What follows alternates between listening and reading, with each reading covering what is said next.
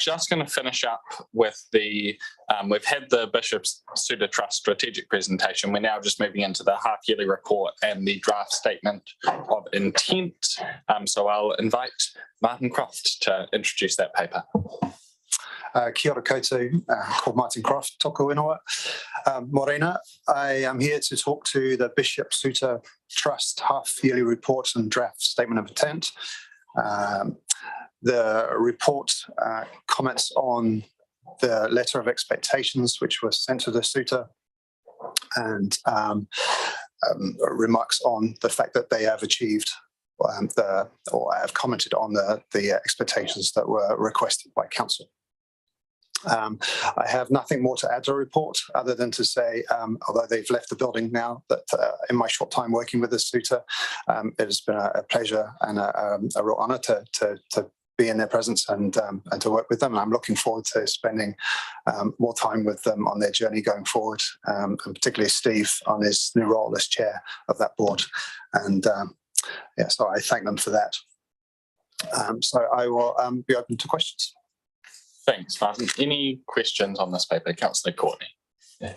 Thank you, Deputy Mayor Rohan. Mark, will you be bringing a paper to us for consideration at the time we deliberate on the annual plan? I'm thinking in respect to the fact that they wanted extra funding. I guess I'll be working with them on what the options are for the suitor going forward in the request for the extra funding, and we'll determine the best option for them in terms of presenting that to council, whether it be through the annual plan or be it through a report. Fine, thank you. Did you have something to add? No, thanks. Through you, Deputy Mayor, just here in support of Martin. Any other questions on this item? Otherwise, I'm looking for someone willing to move resolutions 1, 2 and 3. Councillor Rollo, Councillor Rainey to second. Any debate on this item? Seeing none, I will put the resolutions. All those in favour, please say aye. We'll call that carried. All right, thank you, Martin and Andrew. We'll now invite for their strategic presentation, the Nelson Centre for Musical Arts, and I'll invite Alex, Maria and James to the table to present. Kia ora koutou.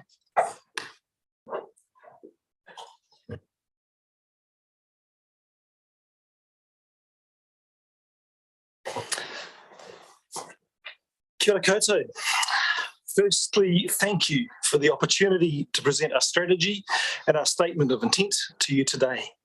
A lot of work has crossed this table in order to get us to this point, and today we mark a significant change in the way NCMA and Council work together to deliver a home for the musical arts in Nelson. By way of a framework for this presentation, we intend to address financial performance first. Then we will take a step back to take stock of service delivery, and finally we'll take a brief look at governance. On the screen behind you are 6 rotating visuals that will support aspects of our presentation. We don't intend to talk directly to those slides, but would ask that they are progressed every 20 seconds or so as we talk. We will also refer to the handouts distributed with the papers ahead of this meeting. These gives details of service and financial performance and will illustrate a number of key messages. It's my pleasure to introduce 2 members of our skilled and experienced governance team, Maria Fillery and Alex Davidson.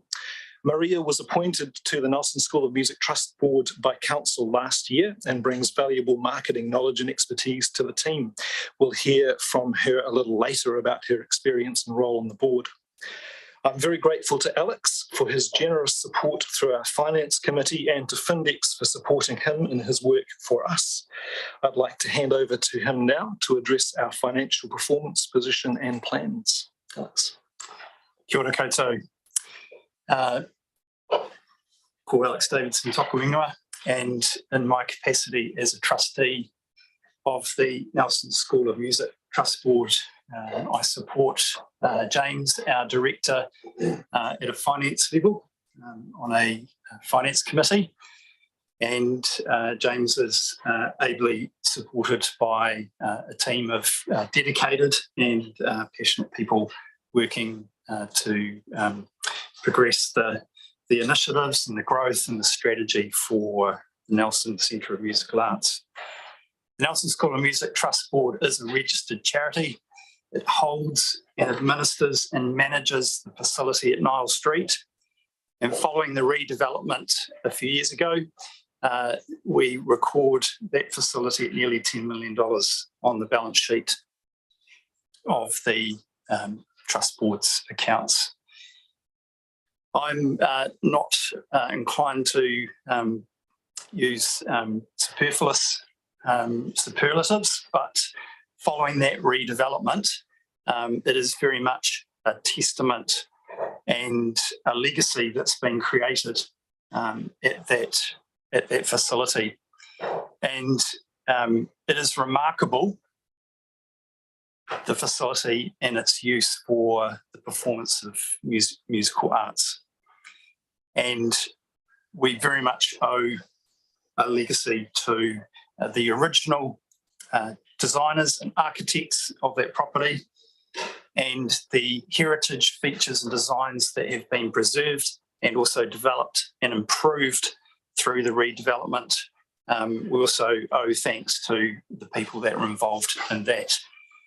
And that creates a legacy for us today to ensure that we continue to manage and administer that facility for the benefit of our community.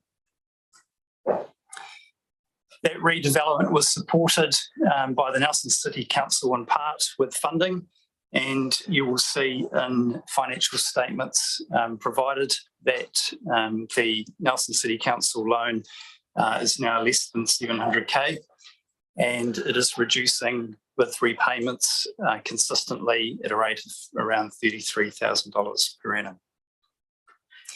The facility now allows for leveraged use with the redevelopment and the preservation of the original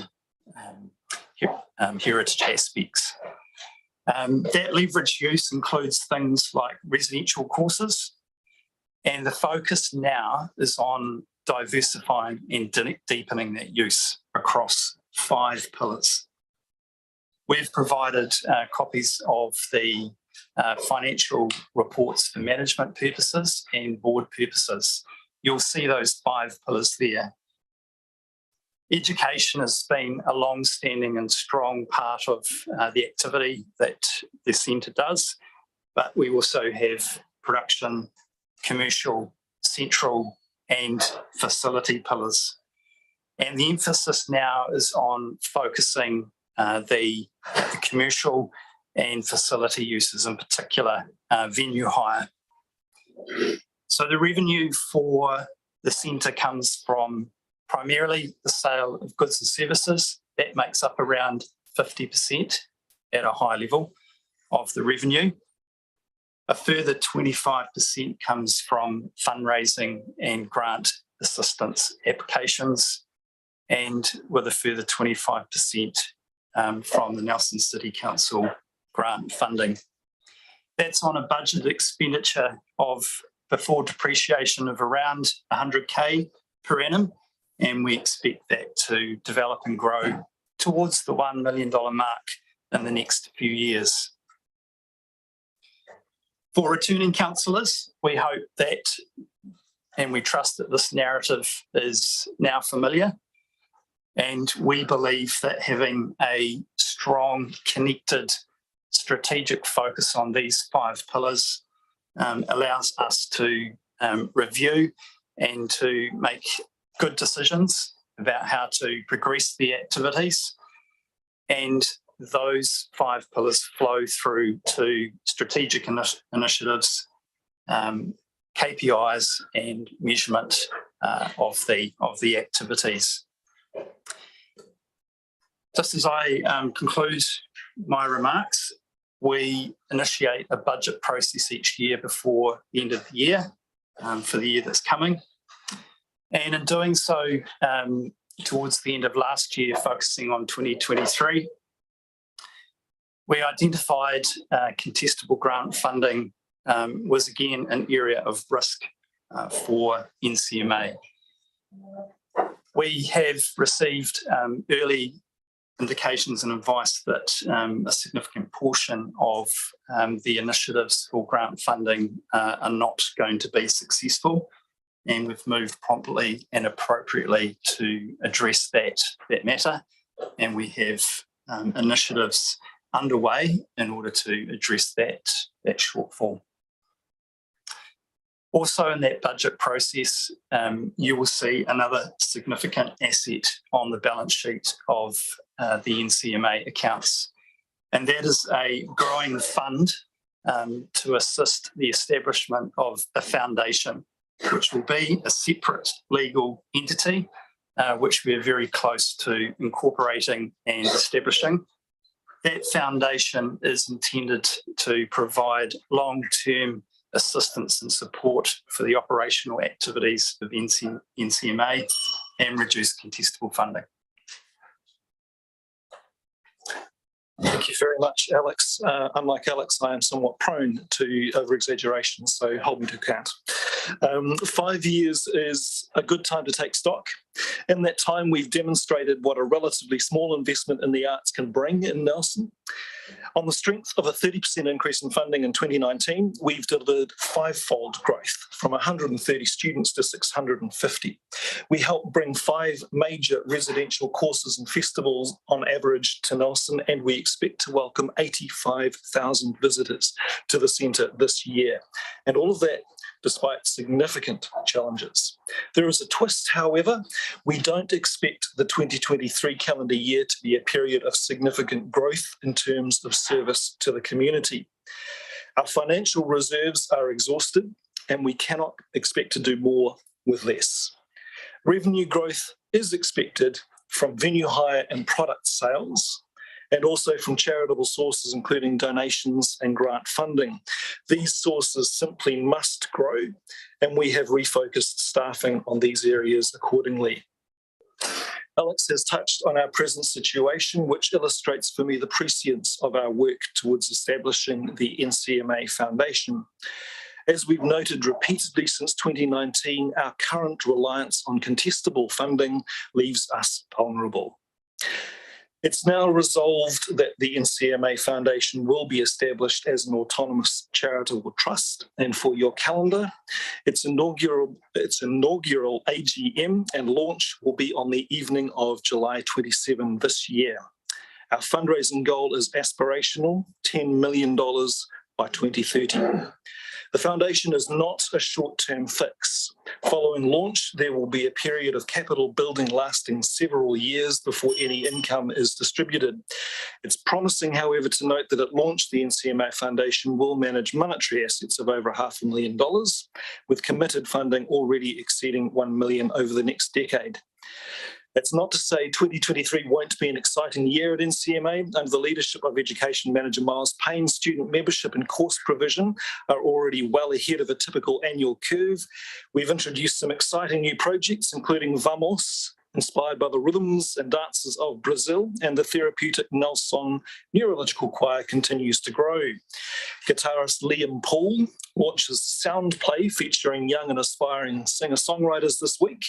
Immediately after local multi-instrumentalist Alicia Hobbs opens our popular free NBS Live Lounge series for the year on Friday at 5. Did I say both those weekly events are free? My pick for fastest sellout concert would be Jackie Clark Goes Prima Diva in June. But our Sound of Music sing-along in July will also be a lot of fun and a much-needed fundraiser for the centre. And hopefully, having inspired you to come visit us soon, I'll hand over to Maria for a brief update from a government's perspective. Kia ora, I'm Maria Fillery. I was appointed as one of the two council, last year I was appointed as one of the two council appointed trustees. This is my second governance role. I've been extremely impressed with the energy, the dedication and the commitment to NCMA by the board and the staff. In the short time I've been appointed, I have seen the grants landscape change considerably and the impact that it is having on the organisation. The challenging period ahead has been identified early the detail and the planning by the board to be fiscally responsible and to ensure the long-term viability of the NCMA is clearly evident in what Alex and James have just outlined. And it's not limited to just setting up a foundation. Community support for the organisation is strong and encouraging. And as James has just indicated, we're looking forward to welcoming 85,000 people through the doors this year. We look forward to the council's continued support as we meet the post-COVID challenges. Thank you, Maria and Alex, for your support and insight. In closing, I'd like to draw your attention again to our statement of intent tabled for discussion later this morning. That document includes a lot more detail than we could hope to summarise in 10 minutes. And I look forward to your comments and feedback and in due course to making good on the intentions therein. I believe there's some time set aside for questions and hand back to the chair. Thank you very much. We will open for questions. Kicking off, Councillor Courtney. Thank you, Chair Rohan. Be very careful there to get my wording in the right sequence. Thank you, James and Alex and Maria, for your presentation today and for the incredible work you're doing. I need you to expand further for me. I know you've given us some detail on the foundation, but I want to know, and we commend you, applaud you for establishing this and wanting to be a long-term viable operation. What's the next step? Are you going to reach out to the public? We certainly are. In fact, we're receiving funds already. I think we indicated at launch we will manage monetary assets of over $500,000, and that launch will be in July this year. We have appointed a dedicated full-time fundraiser and or to lead that campaign, and you'll be hearing from us very soon. Any other questions for the NCMA team? Councillor Pakipaki. Tēnā koe through the chair. Welcome. Love what you guys do. I'm Kahu Pakipaki. I represent the Māori ward seat for Whakatū. I hear the kōrero coming through and I hear mainstream. And we have Te Matatini coming to Nelson soon, and I see very little in terms of Māori music and our arts represented in what you guys do. I would love to see what the platform and the mainstreamness of what you guys do to have an incorporation of things Māori and also with our performing arts. And the second part would be, I'd love to see, do you think that there is any way that, or have you been invited in terms of supporting Te Matatini when it does come, because we've got secondary schools before that as well? I'd have to say I totally agree, and the answer to your question is without doubt yes please. Do come and talk to us. We haven't been approached as yet, and in fact it has been some years since we last had that conversation, and we should have. We are working hard in very general terms to make sure our service is accessible, welcoming and of interest to an increasingly diverse community like Whakatū Nelson. And we acknowledge there is a lot of work to do. Based on voluntary data, that's people who have volunteered their information to us. We know that over 15 ethnic origins are represented in our membership. But goodness me, yeah, there is a lot of work to do, and thank you for the question. Not seeing any other questions, can I just really acknowledge all of the mahi of both the trust team and the staff at NCMA, as well as that today is quite a significant step forward in our relationship with the first statement of intent, done so very willingly as a partnership between our two organisations, and also just acknowledge the huge value NCMA provides to our community, to its students, and to the vibrancy of the arts in Whakatū. So thank you so much for your mahi. And we will now move along to progressing that draft statement of intent. So I'll invite Martin to join the table. Thank you, James, Alex and Maria. And if you want to just hang around, I'm sure there might pop up a question or two in this next one that you will be useful for. Kia ora again.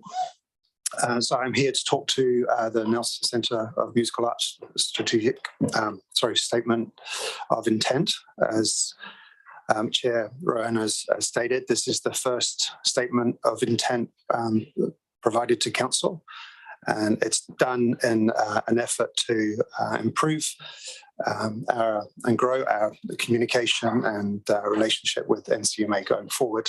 So I do commend NCMA on this, and there is an opportunity for Council to provide comments as it is the first. And one of the suggestions that was made in the report is that in their final draft, in their final SOI, that they reassess their forecast based on what is actually achieved in the annual plan. At the moment, there is a 0% increase. There's a 5% increase forecast in their plan. So that's one suggestion, but I will take questions. Open for questions on this, Councillor Rainey.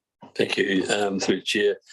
I just note in the accompanying report under section 4, really, and discussing of the draft statement of intent under 4.4, that you, I presume it was you, Martin, who met with the Chair of Audit, Risk and Finance, Catherine Taylor, to review the draft SOI, and then she commented on the tough operating environment, high inflation, pressure to secure funding, etc., and all of this having an impact on cash flow and the closing cash position. And we've heard this morning from the team from NCMA that it's going to be a tough year, and that some of the applications that they put in place hadn't been successful.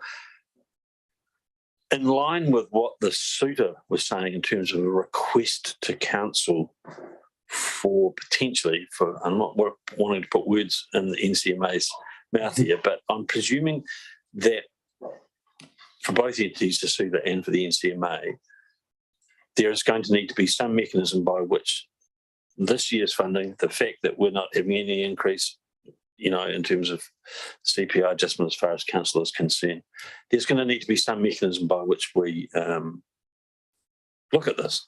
Mm-hmm. Now, is that mechanism going to be them just making a submission to the annual plan, or something else? And I'd be happy to take an answer from either you or Andrew on that. Have you given that any thought or consideration?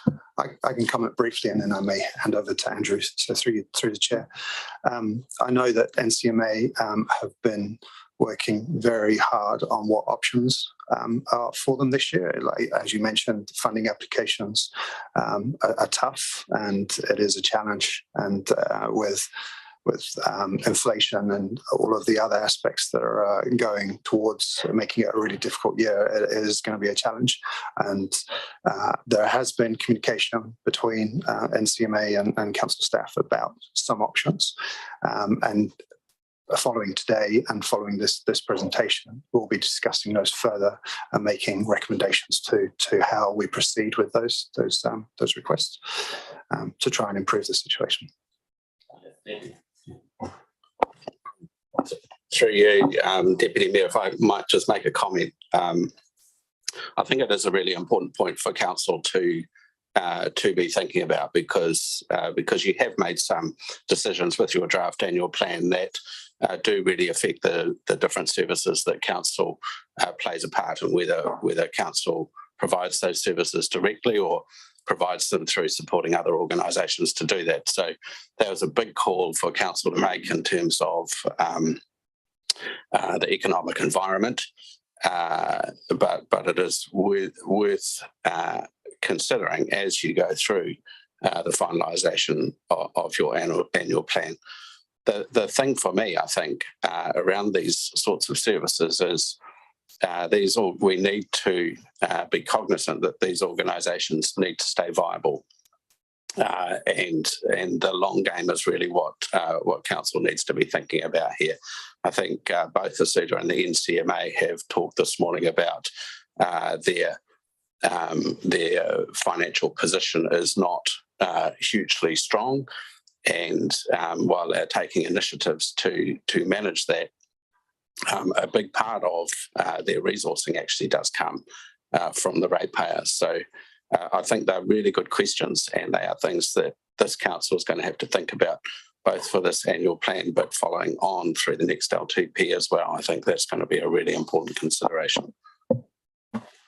Thanks, Andrew. Any other questions on this item, or indeed points that people would like to see in that resolution around feedback on the SOI? Councillor Courtney. Thank you. Chair Rohan, I'm wondering whether we should be looking at some way of easing the burden of loan repayments at this time. These are difficult times, very difficult times, and I just think that in the mix, perhaps we should look at that. Even part relief, I think, would be worthy of consideration. Thank you, Councillor Courtney. Always appreciate those contributions, and that's one that we will be again able to look at through annual plan considerations, but not this paper here. Councillor Rainey. Just a further subsequent, and I'm sorry I didn't mention this before, but for a first attempt at an SOI under the new sort of regime, so to speak, this is a brilliant document. I just want to congratulate you all. It's really, really fantastic, thorough, full of the information that we wanted. So I'm really thrilled to see it, and I just congratulate you all. So well done. Cheers. Can I comment on the fact that, as you say, it is a very good document, and also the time that's been spent in putting it together. I know Jan isn't here today, Jan Therese, who is the chair, but I think she's watching online, so she'll be very pleased to hear you say that. Any other questions or comments? Seeing none, I'm going to move from the chair resolutions 1, 2, and the second of those 3, with an additional 4th clause that I've just sent through to governance advisors, just noting that grant funding will be confirmed through the annual plan. And so we have not yet decided exactly what that will be. There's still room for submissions and deliberation there, but just to note that is yet to be confirmed. Can I have a second of that, Councillor Courtney? We'll just get it up on screen. I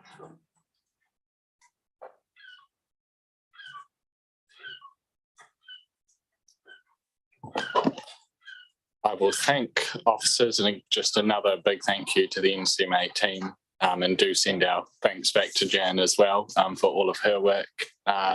I'll open for any debate or discussion on these resolutions.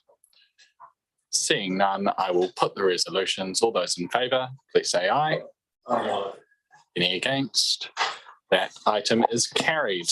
Wonderful, we are making good progress. I will now invite our guests from the Nelson Tasman Business Trust who have their annual report and presentation. So I'll welcome Robert Panzer, Chairperson, and Gail Gordon, the Trust Manager. Thank you so much for joining us today. I will hand it over to you. And just a reminder, just with our timings, we've got 10 minutes for this, and I'm sure you'll do a great job of keeping to that. Kia ora katoa. Good morning. Thank you, Mr. Chairman and all present. Thank you for your time. My name is Robert Panzer. I am the Chairman of the Board of Trustees of the Nelson Tasman Business Trust. Just for some people, I would like, as a reminder, the Nelson Tasman Business Trust is now trading as Business Assist. This is a non-profit, unincorporated society, and we were established 30 plus years ago with a vision to improve the regional economic success for business and related. Our services are supporting tangible benefits of economic growth, including retention of skilled workers in the region, which we have some evidence of as well, greater employment opportunities, and stronger and more connected business communities.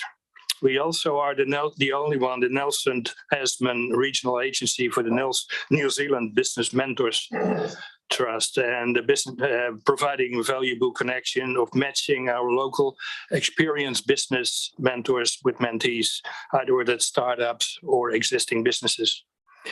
Thanks to the Nelson City Council for your continued support as our main stakeholder to support our local enterprises by the funding in your long-term plan. I'll leave you now to our trust manager, Gail Gordon. Thank you, Robert, and welcome to you being here. It's my first time experiencing this, so here we go. So our first slide, we'll start with an overview. FY22 has been quite a mixed year for us.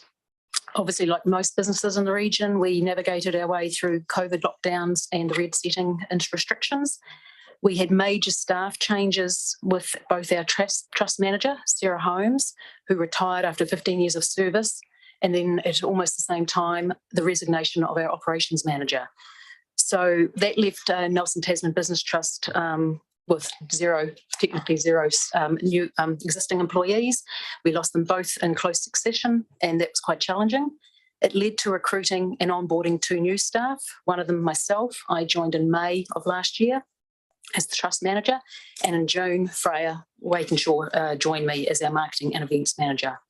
We also relocated offices. We're in the council building over the road, and we got shifted to another much better space. And I'm pleased to say today we've got no plastic and no scaffolding. So thank you. And then we launched also a new branding. So we brand ourselves now as Business Assist. That was a decision that helps people understand a little bit clearer what we do. Nelson Tasman Business Trust didn't have any real understanding. When you say Business Assist, most people get an idea of what that means. So that involved rolling out or updating our website, the business cards, banners, getting that new livery out there.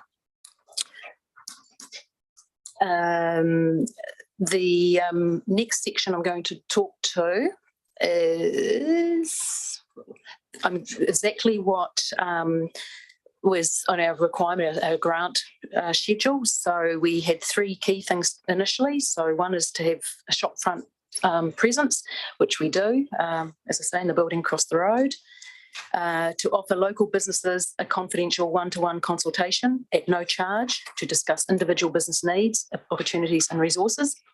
So we ticked that one, and I'll give numbers a bit more soon.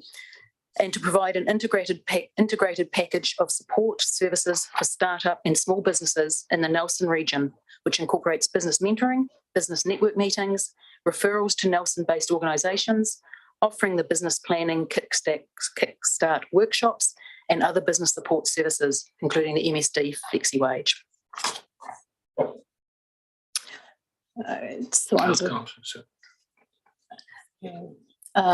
So moving on now, I'm going to talk to the outputs as per that grant schedule.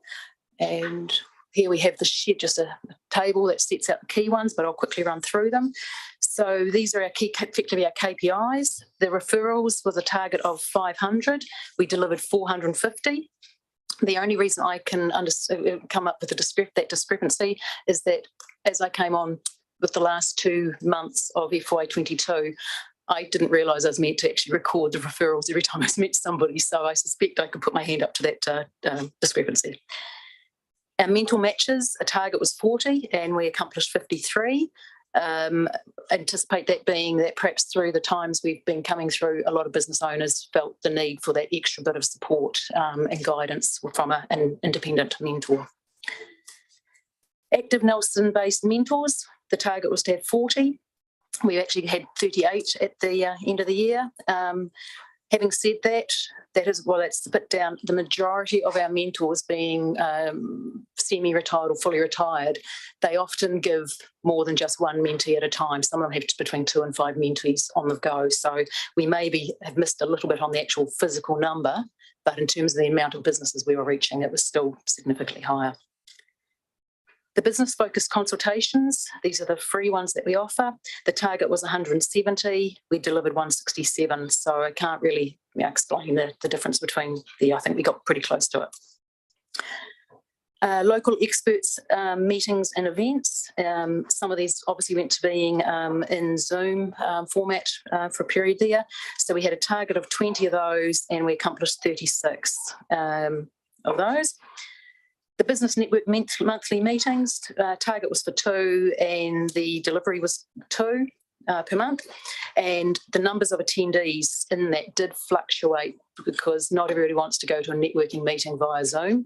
So there was obviously ups and downs, but we're sitting at about an average of 10 attendees out of each event throughout that period. And then there was the business startup workshops. We targeted 3 and we delivered 3. Now I will go to just some general commentary. The COVID-19 level 3 lockdown in August to September of 21 and the red setting in January to April presented obvious challenges, most noticeably in the switch to Zoom meetings. This enabled continued connection with our clients. However, towards the end of FY22, Zoom fatigue was setting in. Returning to in-person events has been slow through to the end of FY22 and even into early of this financial year when now still was quite slow. The departure of both NTBT staff in FY22 led to some disruptions during recruitment and onboarding, with both new employees being new to not-for-profit and NGOs. This required a significant learning process while getting up to speed as fast as possible. At the same time, we rolled out the new business assist branding and relocated our offices, all making for a rather hectic latter quarter of FY22. Building upon existing relationships within the community, and particularly the likes of the Chamber of Commerce, Uniquely Nelson, NRDA, and others, and also with the council. This has included referring clients to the Chamber. For example, they run a coaching program for creatives. That's not our field. We don't have that expertise. So we have handed potential clients over to them. We've collaborated with the council, with Uniquely Nelson, and also Richmond Unlimited for the Digital Boost program. Working collaboratively with the council and the Chamber of Commerce on the tender for the Senior Entrepreneurs program, and that's ongoing with us at the moment. Just to briefly run through the changes to our Board of Trustees, Robert stepped into the chair position in about February of last year. That was upon the retirement of Ian Kearney, who'd been with us for 21 or 23 years. We had 3 trustees retired and we've had 2 trustees come on board. Those 2 are Amy O'Malley, who has legal expertise, so it's good to have on the board, and Laura Loffrey, who comes with marketing and business development experience. So not too many more slides to go. We'll go to, oops, I've gone back to, yep, we go, thank you, Betty. Looking just at a bit of a glimpse to where we're heading with the financial year we're now trading in. The new team is now on board. It's brought freshness and new ideas. It's increased our social media presence, driving greater awareness. We've got a dedicated part-time mentor manager who looks after all our mentees and mentors now. We've got increased visibility through regularly attending external business networking meetings here in the community, like the Networkers, Business BNI, and also going to the AGMs of the various organisations we work with. We also attended and participated in this Chambers Aspire conference last year, and we had a stand there to support them and to promote ourselves. We've been building heavily on the relationships that between those organisations I've talked to just now, NRDA, Chamber, Uniquely Nelson, etc. And we hope to continue that on, and we're working with them on the Senior Entrepreneur program as we speak now. Sort of coming to the last piece, the funding, we definitely acknowledged the contribution here. Without you, we pretty much aren't going to exist. So we appreciate that fully. We also would like to say that, have I got about a minute to go? Oh, okay. Please finish. Okay, so we've set up a subcommittee comprising 3 trustees and the trust manager, myself, to explore new funding sources to complement that which we receive from Nelson City Council and TDC. These may include sponsorships of networking events, sponsoring a mentee, and other ideas we're working on.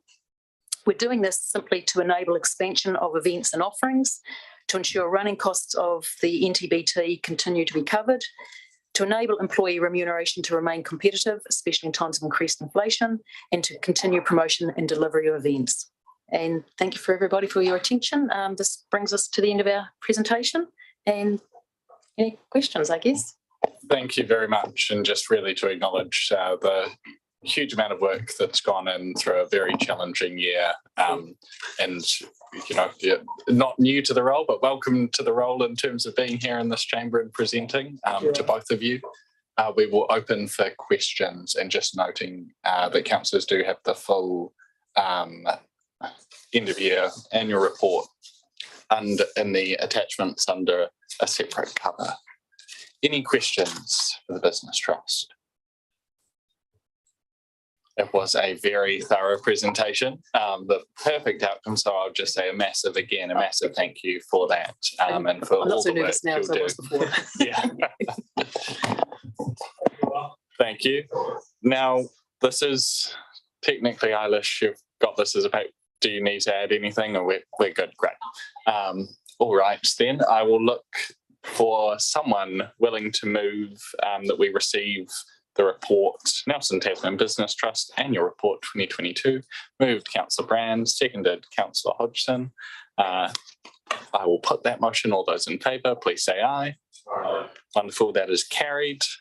And we will now break for morning tea back at 11:05.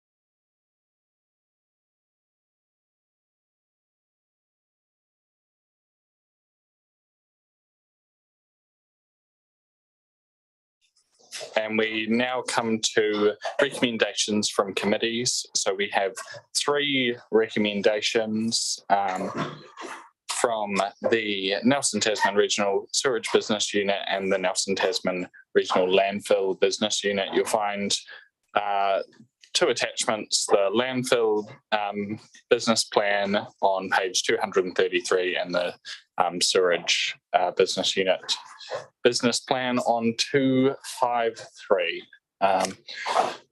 So I will just open for any questions on these items. We do have the wonderful Nathan Clark in the house, but I know we always Not presenting. not presenting. These are just recommendations from committees. So if there are any questions, I'll take those now. Otherwise, we will progress on through. Not seeing any. I will look for someone to move recommendation 1, that council receive the Nelson Regional Sewerage Business Unit Business Plan 23-24. Moved Councillor Skinner, someone to second. Councillor Courtney. I will put that, unless there is any debate. I will put that resolution. All those in favour, please say aye. Any opposed? That motion is carried. We then come to the next recommendation from the Landfill Business Unit, which is the council approves, subject to the approval of the alternate council, the sale of 50,000 NZETS units and delegates the timing of the sale to the General Manager of the Nelson Tasman Regional Landfill Business Unit. Councillor Courtney to move, someone to second, Councillor Pakipaki. Any debate or discussion on that item? Seeing none, I will put the resolution. All those in favour, please say aye. Any opposed? That motion is carried. And then finally, we have the recommendation that we receive the Nelson Tasman Regional Landfill Business Unit Business Plan 23-24. Someone to move that. Maybe Councillor Pakipaki wanting to move that. Seconded, Councillor Courtney. I will put that resolution. All those in favour, please say aye. Any opposed? That motion is carried. Wonderful. That brings us to the Mayor's report. I'll thank Nathan for being in attendance and for all his hard work behind the scenes there. So you will just have to pretend that I am the Mayor. I won't put on a voice for this one. To be fair, I've written a decent chunk of this report myself, those around the LGNZ matters. So for this triennium, I've been taking the lead on Council's relationship with LGNZ, and we've just got a few recommendations in relation to that. One, just noting that LGNZ does provide this council decent value for elected members. They would have seen recently the launch of a new program, a partnership between LGNZ and Clearhead to provide emotional wellbeing and support for elected members. But that's just an example of one of the many programs that they run. We've also got a recommendation in there around the delegation that we send to the LGNZ conference in Christchurch later this year, as well as a letter requesting a sector membership change from the provincial sector to the metropolitan sector. You'll find a tabled letter, which is track changes, although I have noted one mistake where there is a paragraph in the document in your agenda around Auckland's decision to leave LGNZ. It was unintentionally removed when we were just updating, doing some minor updates just to reflect the actual process for a sector change. I'll now open for questions on the Mayor's report as a whole. We'll kick off with Councillor Pakipaki. Mr. Chair, thank you. I just want a clarification on the top of the letter there. It's got Tēnā koe, Mayor Smith, and signed by Dr. Nick Smith at the bottom. The joys of having a common last name. There also happens to be Mayor Grant Smith, Mayor of Palmerston North. Is that in his capacity as the chair of hat that he's wearing? He is the chair of the Metropolitan Sector Group, which is who the letter has to go to. So shouldn't it reflect that rather than his position as mayor? Mayor is the title that goes across. He's in that position as mayor. So it is the appropriate title there. Councillor Skinner had a question. Yeah, just couple of surprise here, looking at changing from provincial to politic sector.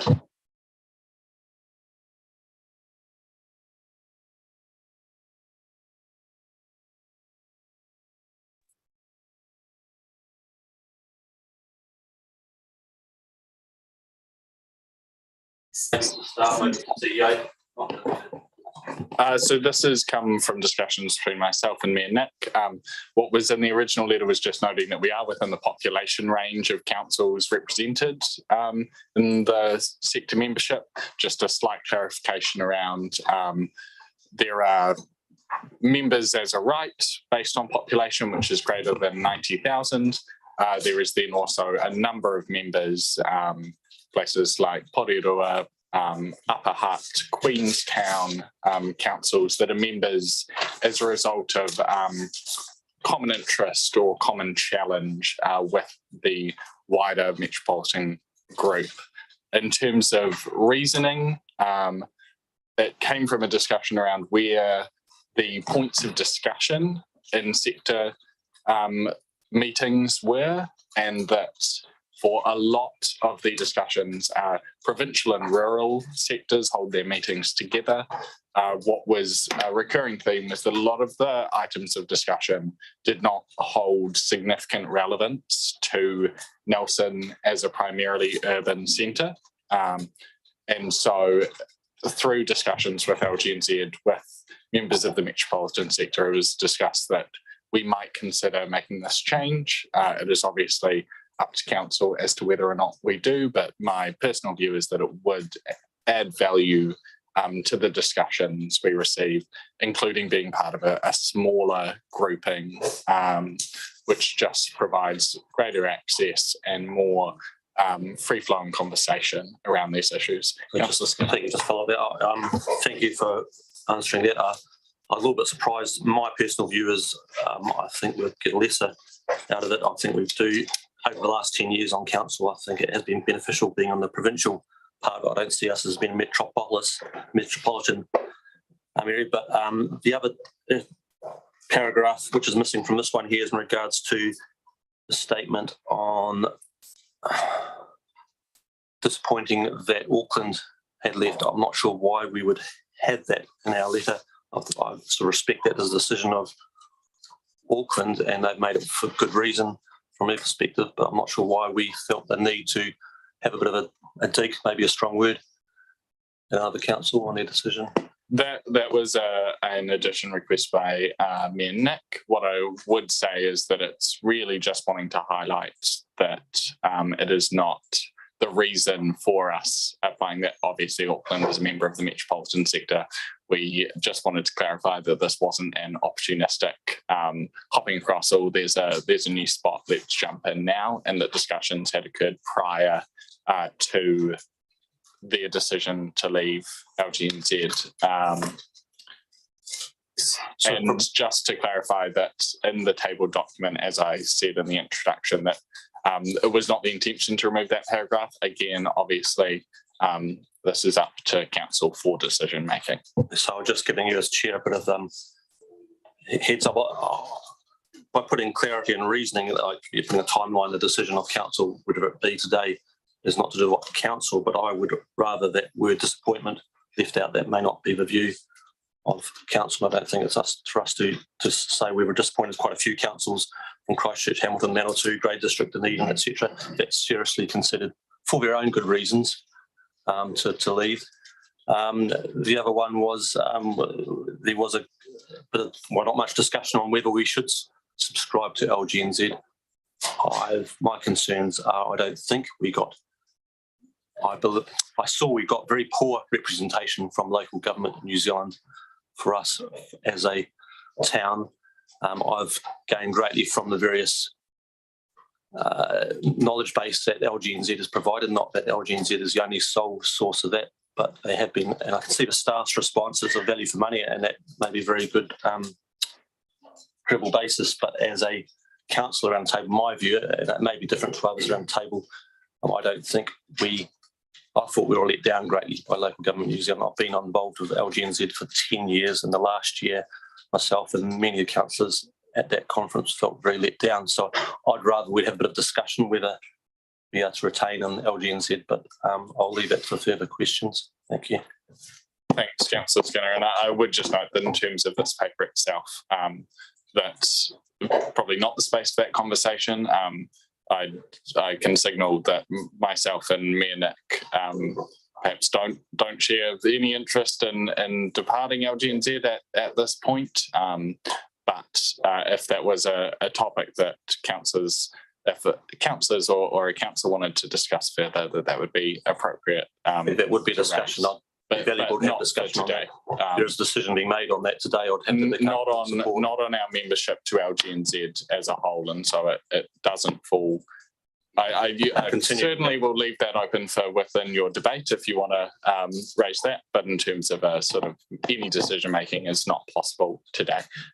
Councillor Roller.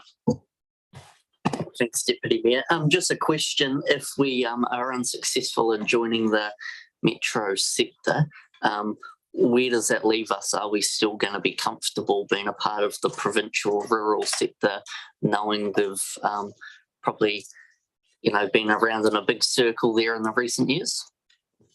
Yeah, I don't think that there would be any hard feelings from my conversations for if we were to remain in the provincial sector. I see no fallout from that. Councillor Sampson. Kia ora. Thank you very much, Deputy Mayor Rohan, through the chair. Just signalling that I'm really comfortable with the recommendations and the contents of the letter, and I'd be happy to second or move it if you second if you're wanting to move, or move it if you are looking for a mover. Thanks. Thank you, Councillor Sampson. Councillor Brand, then Councillor Rainey, then Councillor Courtney. Thank you, through the chair.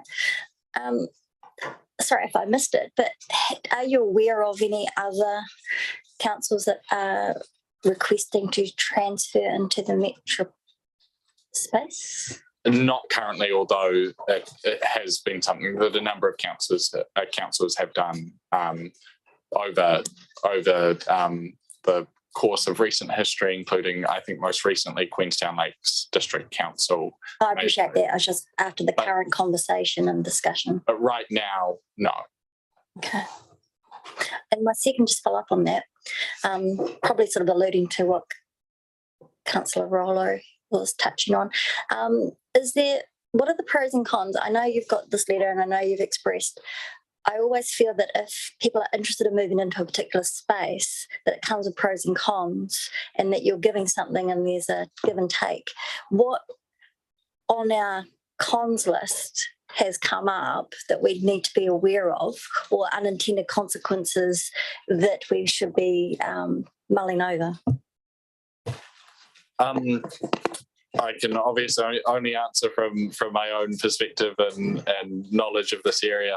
What I would say is that sector groups are primarily spaces for discussion around key issues. So where there are key issues that cut across every council, every sector group is discussing those. And regularly, because as a unitary authority, we are also members of the regional sector group. We also see doubling up across sectors. So some of the discussions we'll have at regional, we'll then have again at rural and provincial. So obviously it does change. Some of the conversations we'll be having is likely to be less focused on rural issues and more focused on primarily urban issues. However, we do also maintain through our zone representation. So we meet with zone 5 and 6, which covers the entirety of the South Island. We do still engage in a lot of those conversations there as well. Okay, so based on that answer being through the chair, what reassurances will we be giving to our rural residents and ratepayers out in North Nelson, like in Hira and all of that way, Cable Bay, the Glen and all of that, where they are already feeling a little bit unloved by Nelson City Council in the rural sector? So we're not a member of the rural sector, we're a member of the provincial sector. What I would say is that this doesn't shape our decision making in any way. It's about where we're engaging in national conversations, and that it does not shut down access particularly to those conversations should there be key issues that we want to discuss with the wider local government sector. We'll often have those same conversations at zone 5 and 6. And so I wouldn't say that this is a shift to say ignore our rural communities here, but just to highlight where we think that in terms of advocacy, our voice is going to be strongest in the national advocacy space. Councillor Rainey. Thank you. Look, I note the recommendation 3, the sort of scheme that we have 4 councillors going to successive years of the LGNZ conference.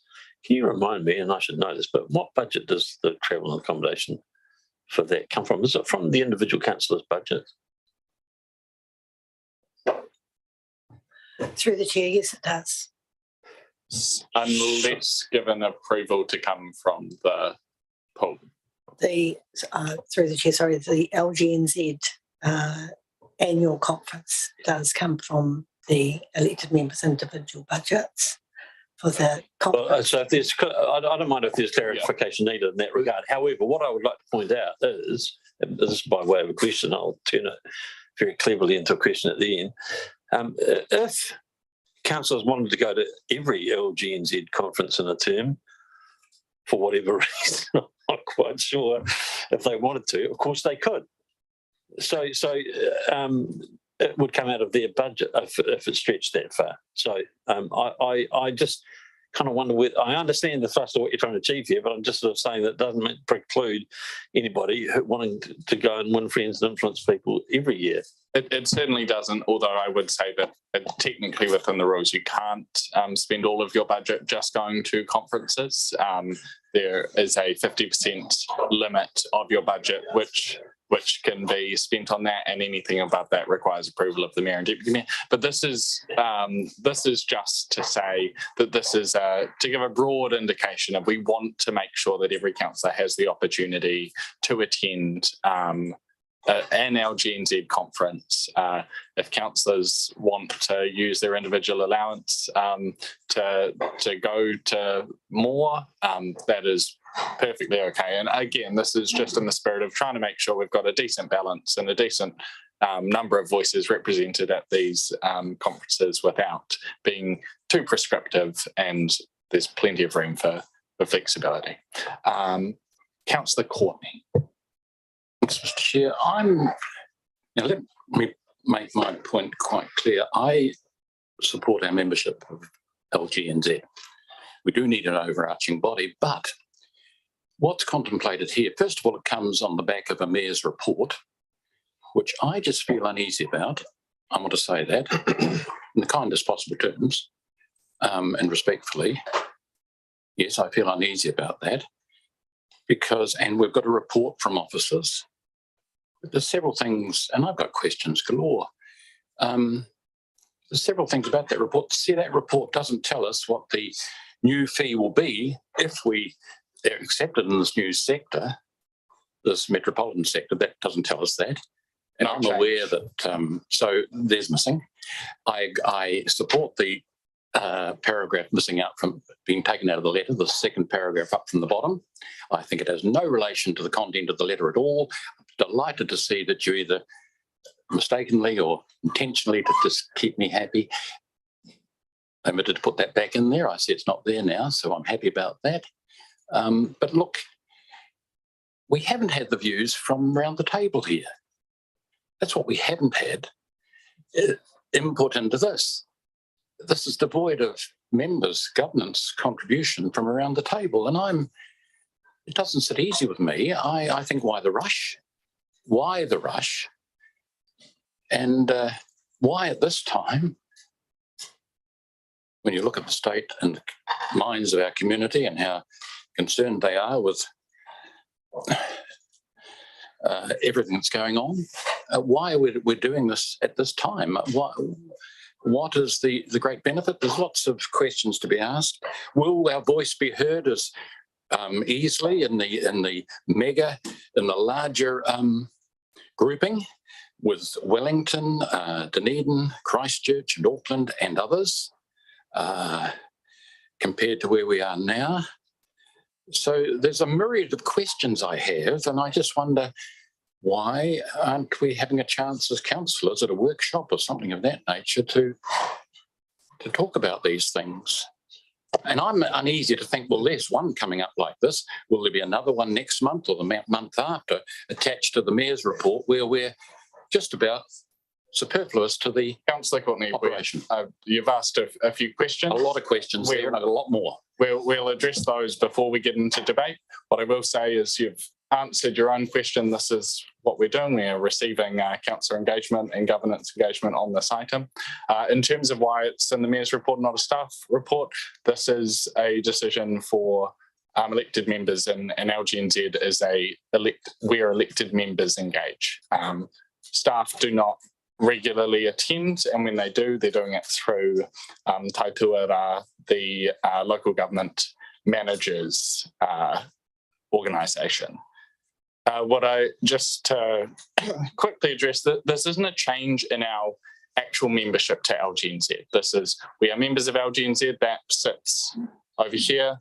Then there is the sectors and zones in which we choose to engage. And that is what is being discussed here today. In terms of voice, we would be moving from a sector meetings with 55 councillors represented to sector meetings with 12 councillors represented. So that is the one of the benefits there is a smaller grouping, providing more opportunity for voice to be heard. Obviously, if councillors don't want to make the change, that is a perfectly valid governance position to take, and we won't or won't request to make the change. That's why we've got it in front of you today. And the reason for the timing is simply it had come up in discussion. It had been discussed over a couple of months, and it was then suggested to bring it to council, and so we have, so that we could have the discussion we're having now. Who's we? Where did this originate from? A discussion between myself, Mayor Nick, other LGNZ members, both from provincial, rural and the metropolitan sectors at a number of these meetings. The process seems quite odd to me that we send a letter. I thought there would be dialogue beforehand. I thought we'd have a deputation to them and discuss the matter. I just think the whole process here is a little odd too. If I can say that respectfully, I just taken by surprise, not aware that it was coming up. So just Councillor Courtney, we are still in questions, so if we can keep it to questions right now. To address the process question, this has been discussed with LGNZ to ascertain what the process is, whether it's worth pursuing at all. The process is to write a letter requesting a change. What will the fee be if we go from 50-odd thousand to a membership of the metropolitan sector? Our fees will not change. It is not a change in our membership to Local Government New Zealand. It is just a shift within there. It doesn't change anything about how our formal membership works with Local Government New Zealand. I understand our concern when, LGNZ, in my mind and our mind, I've got a number of minds, might be around this table too, is on probation. Is on probation. So we've got to be very careful Councillor how Courtney. entwined we get with with LGNZ. Councillor Courtney, this is great debate. We're not there quite I know, yet, so I will But just I'm ask just signaling to questions. you, Mr. Chair, that they are on with me and possibly others probation. So that you've got to tread very carefully. So I would have preferred a workshop with this rather than the way we're handling it now. Thank you, Councillor Courtney. If we have any final questions, and I do mean questions, I will take those now. Councillor Sanson. Sorry, my hand's just up for Sorry, debate. just got that so- note. All right, I'm not seeing any further questions. Councillor Skinner. Just as I've probably indicated on a number of topics, and I can bring it up in the debate, but I can't support this letter. And Councillor Courtney's covered many of those good reasons. Just as chair, in respect, I think it might be something that should be left on the table. I don't want to be doing amendments or so forth, but in respect as chair, I cannot support this letter going out and a couple of decisions made in those recommendations. And it is something which is about representation, and LGNZ is part of we subscribe to for the benefit of elected members as well as staff. And this is a very major decision. Changing the sector from a provincial to metropolitan is a pretty major change, and you may think it doesn't have a great difference on how we vote, etc. But it does have quite a different outlook, and the fact that we had some indication of wanting feedback from the councillors on whether we wanted to remain membership of LGNZ, and I don't think we've had that discussion, and I don't think a debate time will be enough time to give that fair discussion. Some of this has come quite a surprise. I'm just giving you a heads up on that, Mr. Chair. Thank you, Councillor Skinner. Councillor Brand. Sorry, the more people talk, the more my questions come up. Is there a time frame? Like, are we time bound on this decision? Like, will there be a detrimental impact on the staff being able to do their job? Does it impact on the progress that a council can make on any decisions if we delay or don't make a decision today?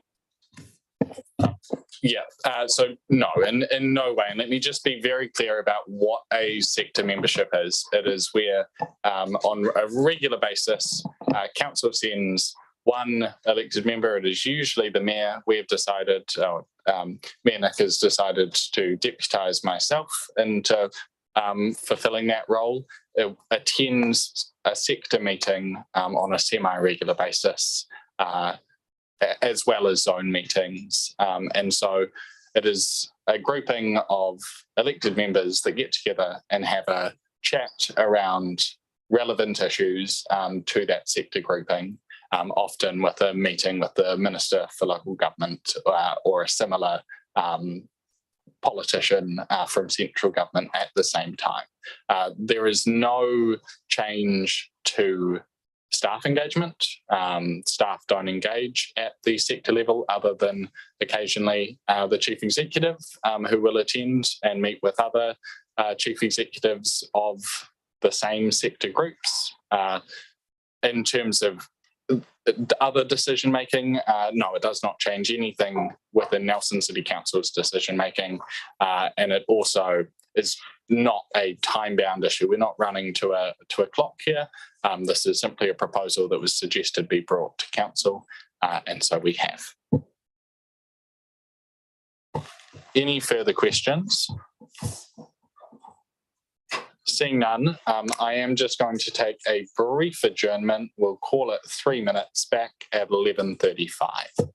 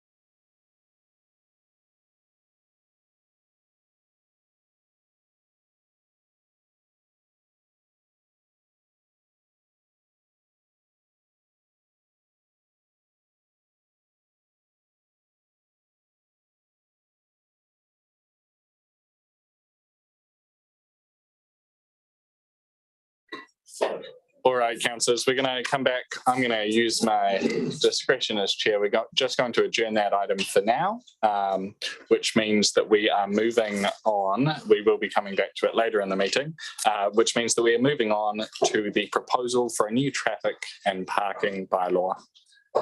So I will invite Drew to the table.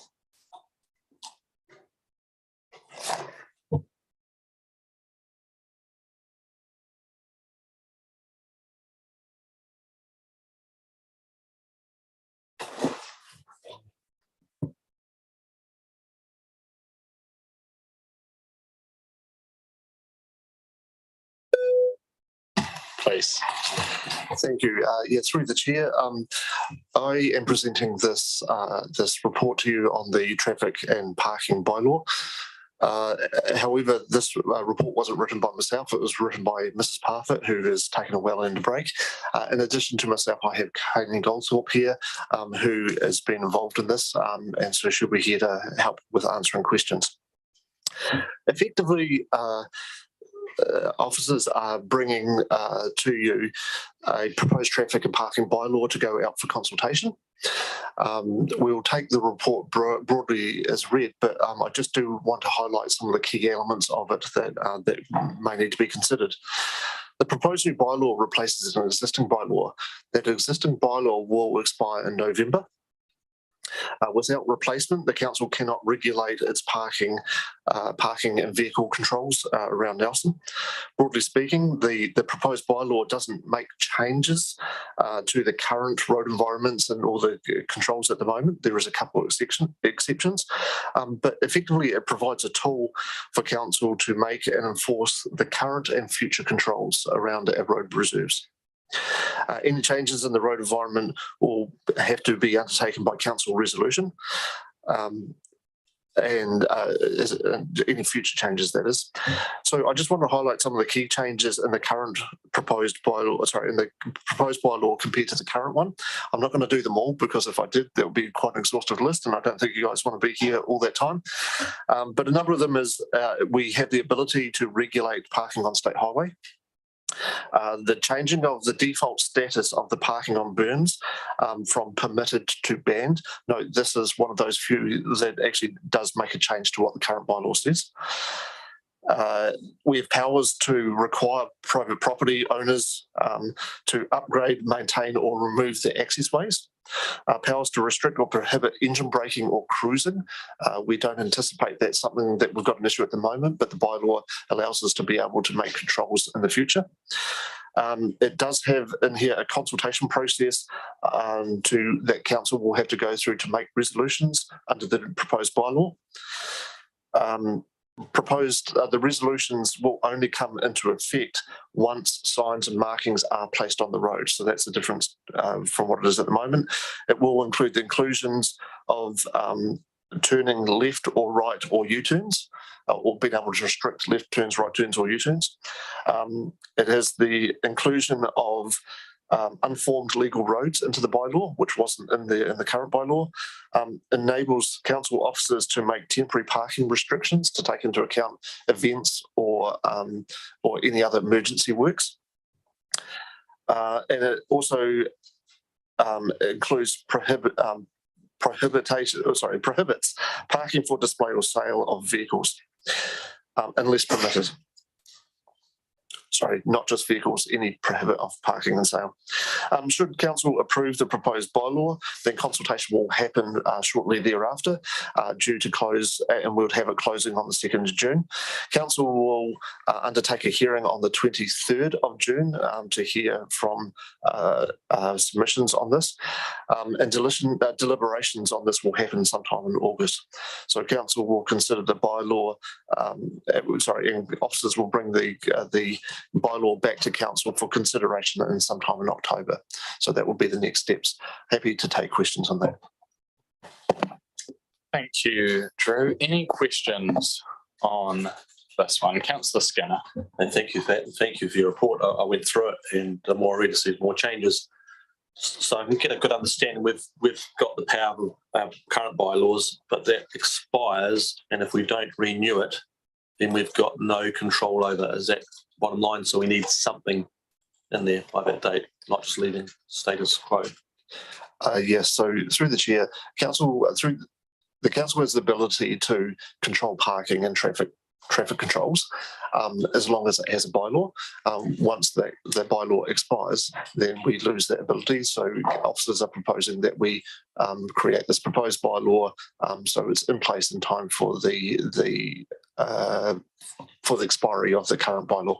So when I went through that, and that's great, but it gives an appreciation how much detail there is there, but there seemed a lot of added things, and that's, for example, which you raised in regards to parking on the state highway, parking on berms, and even pedestrian crossings, etc. I think of stop sign and giveaway signs. Why have we added those in, or have they been sort of requested? They seem to be changing the nature of how we do business with eroding. So through the chair, many of the what we've included in the report are already in there. They're already in the current bylaw. But what we're doing is making some clarifications, that we've just found over the past few years. But you're quite right. There is some, well, I say significant changes, but other changes, and that's just based on what we've learned, issues that we've had in the past that we'd like to be able to have a little bit more control over. We've also tried to use best practice of what we've seen around the country as well. And just to raise, it is some I could see myself from a layman's view made some sense. Others I had a little bit concerns with, and you might be able to give me some reasoning for it. For example, the cruising, where if someone drives down a street more than once in a period of time, they could be fined for cruising. There are some other ones there, they just seemed a little bit odd and may not be necessary for Nelson. Yeah, so through the chair, you're quite right. We don't believe, as officers, we don't believe that there is a current issue with cruising in Nelson at the moment. Same with the vehicle braking. We don't see that as being an issue at the moment.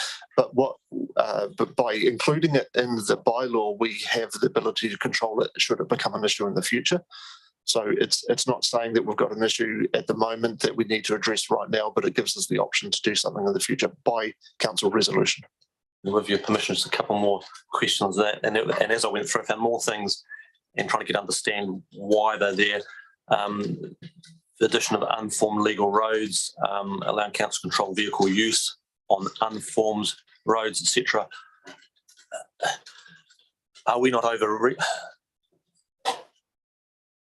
I'm just concerned we might be overreaching with unintended consequences, and or public will perceive this quite rightly or maybe wrongly, that suddenly they're sort of the nature of how they travel or recreate could be fairly restricted fairly. I'm sure that's not the intent, but when I read through it, trying to understand what consequences are, so we have to imagine beyond what's on the words and how it will be interpreted or used.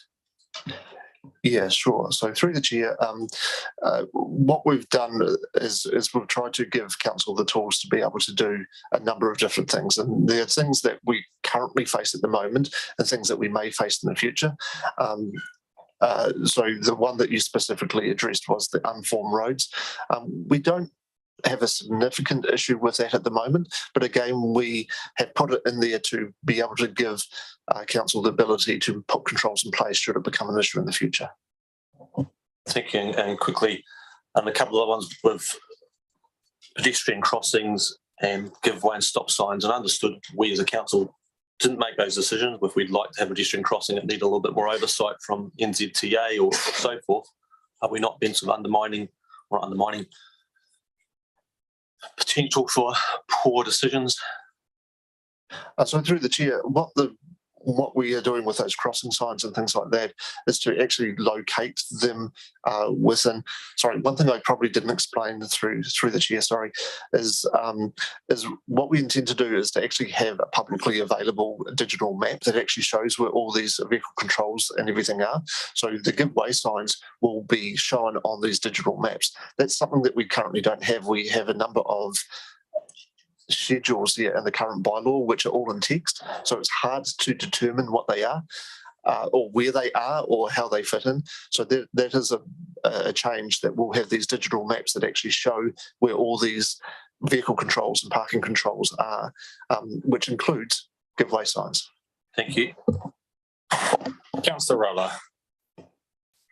Thanks, Deputy Mayor. Hey, Drew, just on the draft consultation plan and how we are going to engage with people in the community, I'm reading that there and it says, for example, police were going to email and post, and then retailers and businesses. I'm aware there's a number of businesses in the Te Huna-Nui area that are potentially not a member of Central City Forums. They're obviously going to be impacted because, they've got street parking out there. Are we going to be showing up at their shops and having a chat to them, or are we simply just going to be sending a letter in the post to them? So through the chair, the way that we'll actually undertake consultation or notify people was going to be quite generic because this does impact on the entire city. So we weren't going to be as specific to actually talk with, to deliberately go out and talk with groups or individual people on a one-on-one basis. However, in saying that, should the councillors actually have a group or something that actually wants to have a high level of detail, we're more than happy to have those conversations. Councillor Brand. I'm debating on whether I'll ask or not.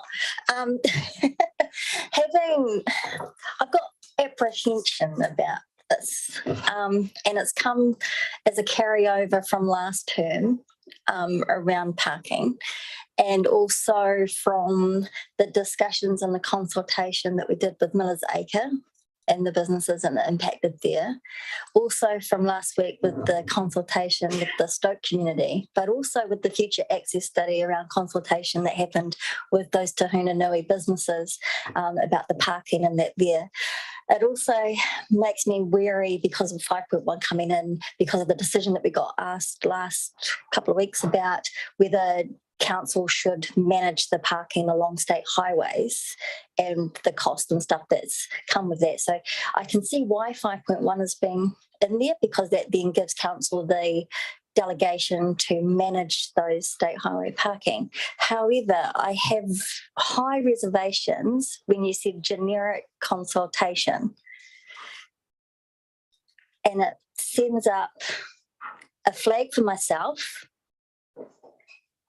and it sends up a comment that was made by the mayor the other week when we had the communications manager there for the transport with Paul Shaddock about how to communicate and consultate and engage with the community on this. So I have huge reservations when you just said generic consultation. There are some things in here that fall out that will have unintended consequences, and I don't think they have been thought about. So can you please define for me, I'm sorry, I know I'm waffling, but you caught me when I'm half thinking. Can you explain to me the time frames?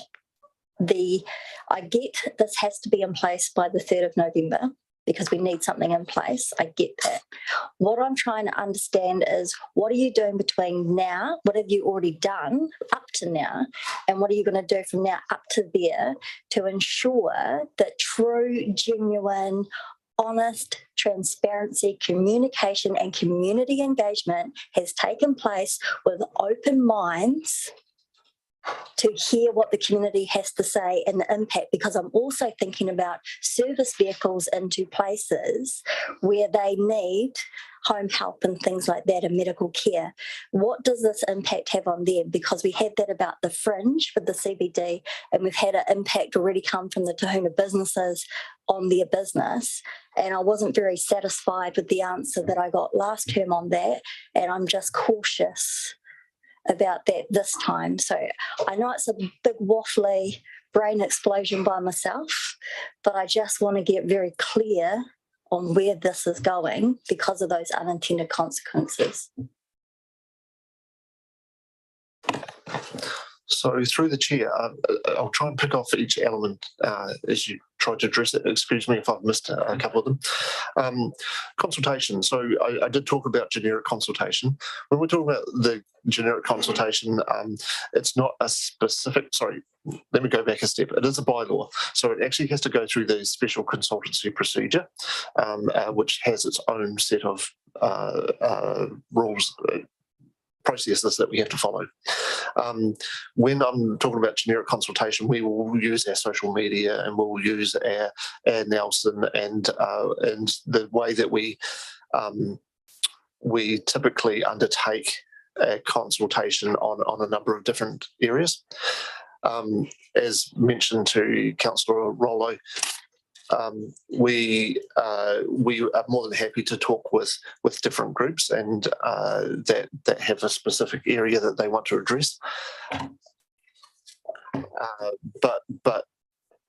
So that's an answer to that. And then you talked about unintended consequences, and so your follow-up question was unintended consequences, and sorry, I can't recall what it was. You got me in my half. I understood the question. You did, yeah. I I was understood going the to say, question. how do I read that? Through the chair, if I could just answer, I just want to draw your attention to, I'll just go back and expand a little bit on the first part of your question. So Drew has said that there will be a generic consultation process, but if I can refer you to attachment 1 that commences on page, or starts on page 289, you will see, and we've done this communications plan in conjunction with Kim Grade as well as Paul Shattuck. It actually specifies exactly how we're going to be talking to these people. And when I say talking, I use that in inverted commas. So this is how we intend to communicate and consult with a whole range of people. If you think that we need to potentially to do more, then you need to raise it. But we think that because, as Drew has indicated, this is, and I'll come to your second question about unintended consequences, and I understand that, needs to encapsulate the whole of Nelson. It's not just individuals.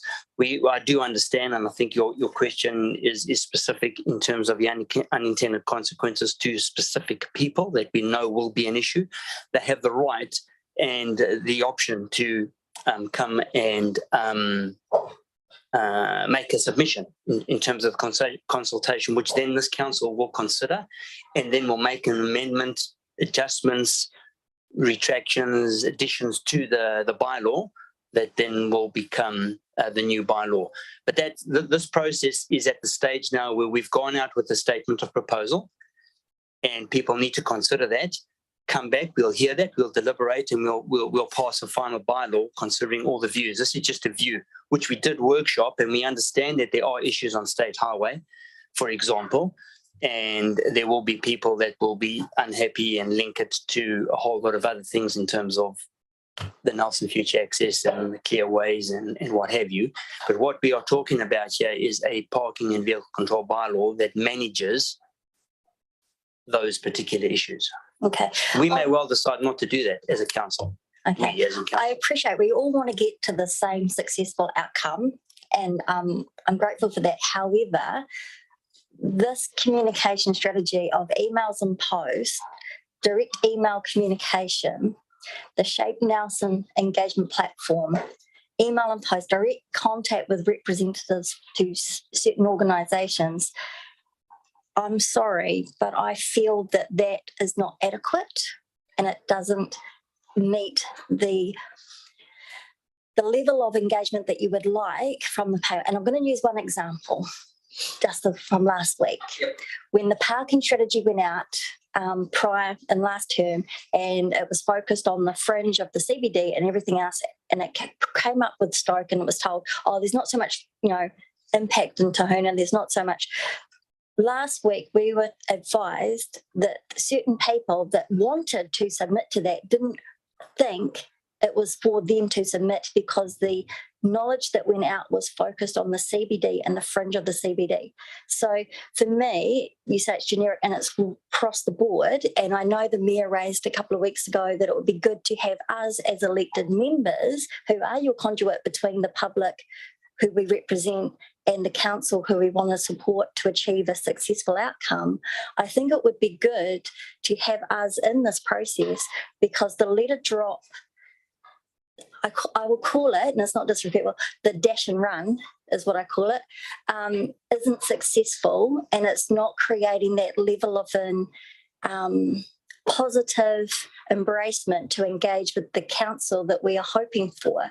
So I would just like to reflect and maybe have a discussion around what this generic communication engagement process actually is, because I think it hits bigger than what we've been doing. And I think we end up going into reactive and trying to put out fires instead of working with and co-creating with our community a really successful outcome. So I just want to put that out there. Thanks, Councillor Brand. Any questions on the report? Councillor Rainey. Well, by way of comment, do you think it's appropriate to say, I'm sure staff have got the best intentions with this process, and I just think that the comment dash and run is not appropriate in this circumstance. I don't want to take it any further than that, but I just think it's kind of inappropriate. I would be interested to know what you think. Look, what I will say in terms of my approach to this is I want to get us through it and get to a resolution. If councillors can help in doing that, and I mean that for the entirety of this agenda, doing so means, one, keeping questions when we're doing questions, keeping comments to debate, and keeping it respectful and with a shared intention that it is our collective efforts that will continue moving these things along. And it is only through our collective efforts will anyone get what they want out of these processes. So there's been a few moments through this meeting so far where I do just want to ask for the collaboration of all councillors around that. But at the same time, more than anything, I want to keep us moving forward, and I do want to acknowledge the work that staff have done. If we have feedback, again, that's why we're here. We are the governance body. We can rightfully do that. Now, questions on the report itself and the bylaw. Councillor Courtney. It's the process, Mr. Deputy Mayor, is your challenge here. It's the way it's coming before us. You see, they do appear draconian. They do. Sorry, Councillor Courtney. And, no, Councillor Courtney. Well, you've made a statement yourself, and now I'm. Councillor Courtney, I'm not going to engage with this right now. I've made it very clear we are looking for questions on the bylaw and the report around it. If we have questions around the process, this is something that has been workshopped. But we are not, if there's issues in terms of those things, you can respectfully raise it. But please, when I ask for questions, I do genuinely ask for questions. Through you, Mr. Chair, Deputy Mayor, Drew, could you explain to us or refresh our memories as to what actually is a special consultative process? The special consultative process. What form does it take? This is what it's going to be. So through the chair, the special consultancy procedure is a consultation process legislated under the Local Government Act. I think it's section 82, if I remember correctly. Effectively, it outlines a process and a duration of time of consultation that the Local Government Act identifies as being appropriate to give adequate consultation on something that's quite important. And so it's time, and in fact it's 1 month or 20 working days or something like that. And also that people, irrespective of their ability, are able to engage in it. And so that means, and this is why I talked about it earlier, is we do have the hearings committee. So those that that may not have the inclination or ability to be able to write can come and talk to the council directly during the hearings, and all those hearings and the submissions are considered in the deliberations meeting by council. Thank you for that. Through the chair, I was also just going to add, this is exactly the same process that we're following with the annual plan, for example, just to give by way of example, the same process. That's a special consultative procedure. Thanks, Alec. Councillor Sansom. Thanks. Actually, Councillor Anderson has put his hand up a number of times, so I'll let him go first. Councillor Anderson. Thank you. Through the chair, just looking at the delivery, so all these people here are going to be, it seems really sensible, everything that's happening here, and all the people that are being delivered, they would agree with this. I'm just thinking that we're probably going to get a hell of a lot of consultation once people start getting their vehicles towed and fines. And just along Councillor Brand's, as far as capturing those people, so I'd imagine there are some complaints and problems which have initiated some of these changes, capturing their voice in consultation. And I think another thing Councillor Brand was alluding to is how can we help with that process as far as spreading word and trying to get help you guys out as far as collecting some of the voice that I don't see so much on this list. So the question was, is there any way that we can capture that voice and anything we can do? So through the chair, I think what I'm hearing around the table is more of a general comments around consultation. I just need to point out I'm not a comms expert. I'm a transportation planner. We are more than happy to take advice from the council and more than happy for you to be involved in that and indicate particular groups and areas that you think we may have overlooked, and include that in that consultation process. And as I said earlier, more than happy to actually talk to groups on a one-on-one basis as well as part of this. In terms of what the councillors can do through your own networks, we can actually ensure that you've got links and everything's linked as in hyperlinks for you to be able to spread the word through word of mouth and your social media areas or whatever connections that you've got. Thanks, Drew. Any further questions? Councillor Sansom, won't forget you. Thanks. So I'm happy to move this when ready.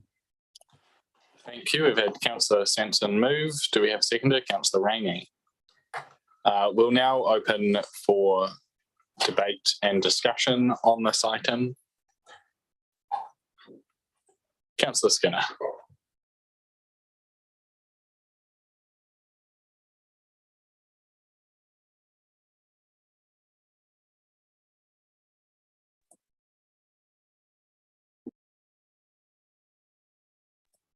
Is Councillor Skinner muted? Sorry, I'll start again. Yeah, thank you, Brett. I was just saying thank you for the staff for a very detailed report, and there's a lot of work, and there will be obviously a lot of work going out to consultation, which I appreciate.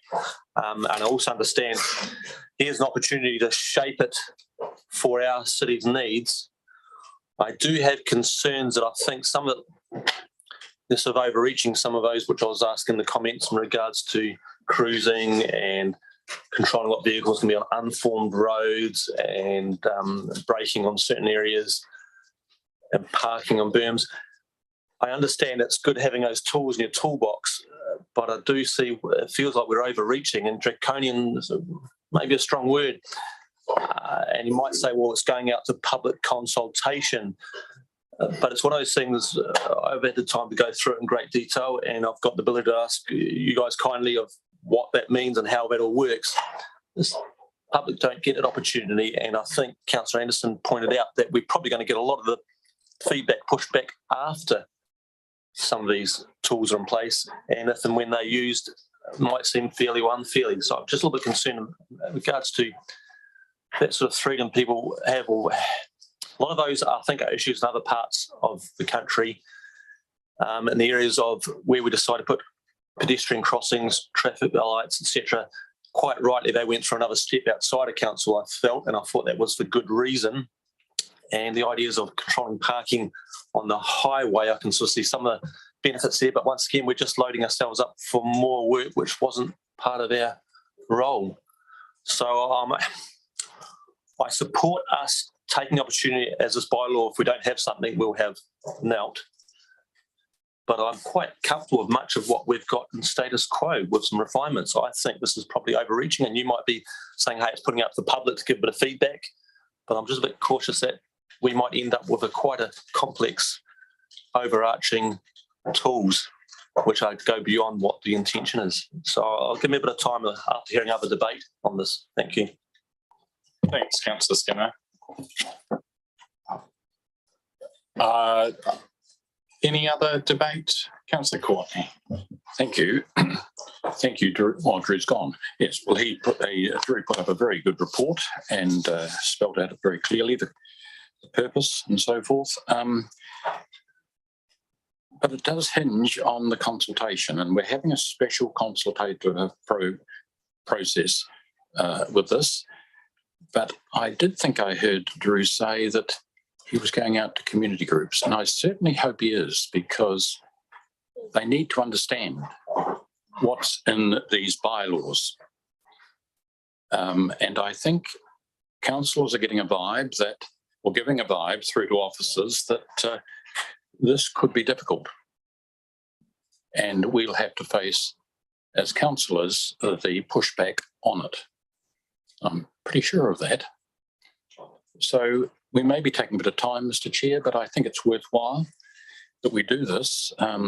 Normally, we would have had it at a committee or something like that, but that's an obvious void there, and we wouldn't be doing it at this meeting here right now. Some of it, the word was used draconian, and I think, yes, that could be seen by the community in that light.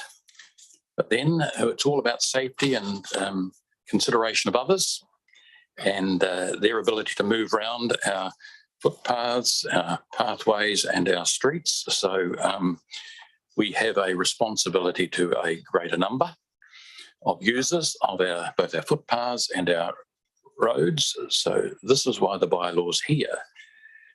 But we just, as Councillor Brand said, she's just a little bit uneasy about it. And I am too, for the simple reason, Drew, who's an excellent officer, said we might have this challenge, or we may have it. And I thought, well, we haven't got it.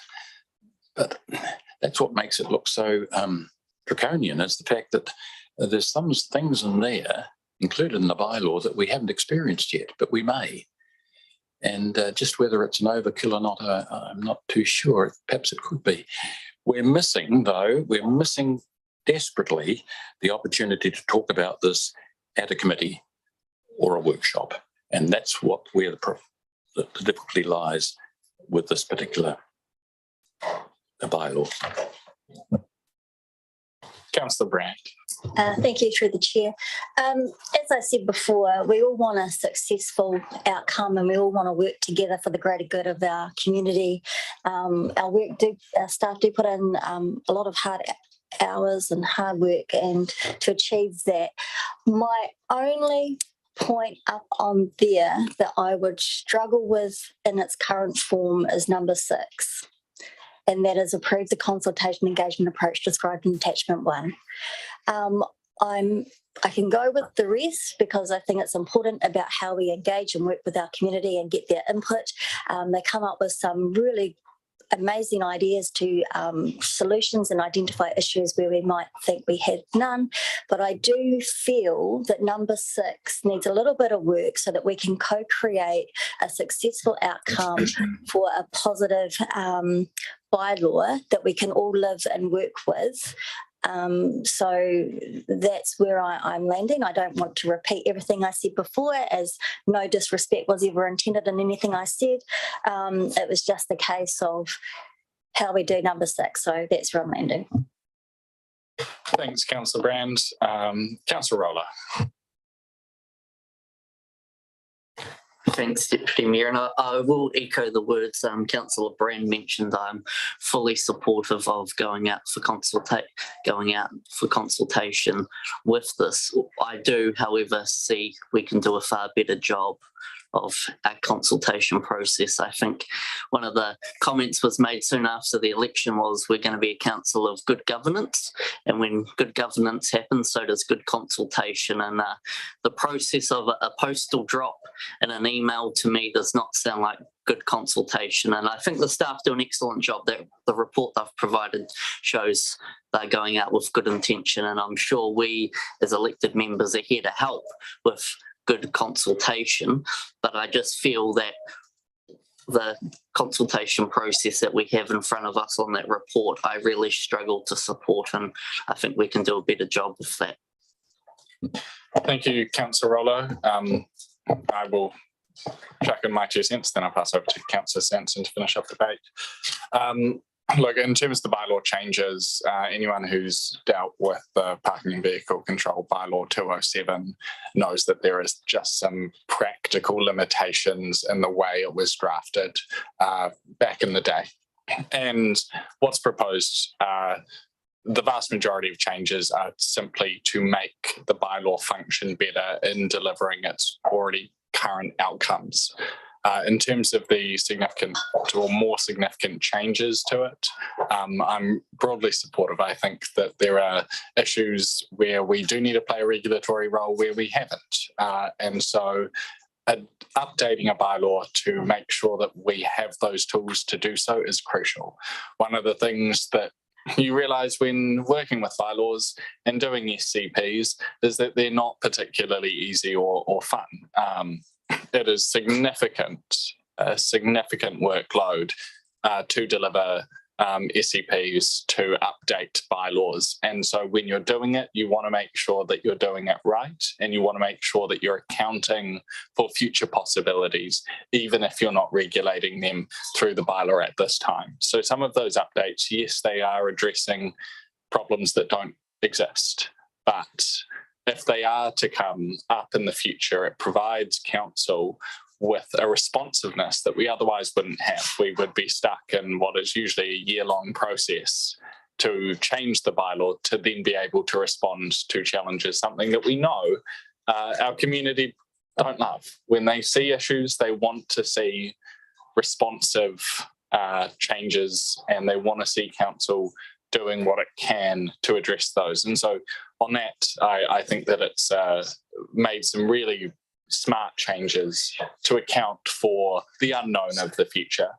I really hear the feedback around the consultation, and I want to acknowledge that with an SCP, it's such a challenging balancing act, because the legislation is highly specific, and the number of people needed to be reached is to a scale where it does become challenging. But I think that we've heard some really great ideas come from councillors around how we could improve that, and I hope that they will be implemented. But I also note that, you know, this does include identifying key partners, making sure that they've got the information they need to then also share with their networks, as well as a very broad social media and media approach to making sure that people are aware of the information that follows. And I think we've all got a role of making sure that as many community members as possible can and do engage with this, particularly those who are more likely or possibly more affected than others. And so I think there's been some great debate today. I'm very happy to support these resolutions and to continue those discussions around continual improvement of how we engage with our community. Councillor Sanson. Thank you very much, Deputy Mayor, through the chair.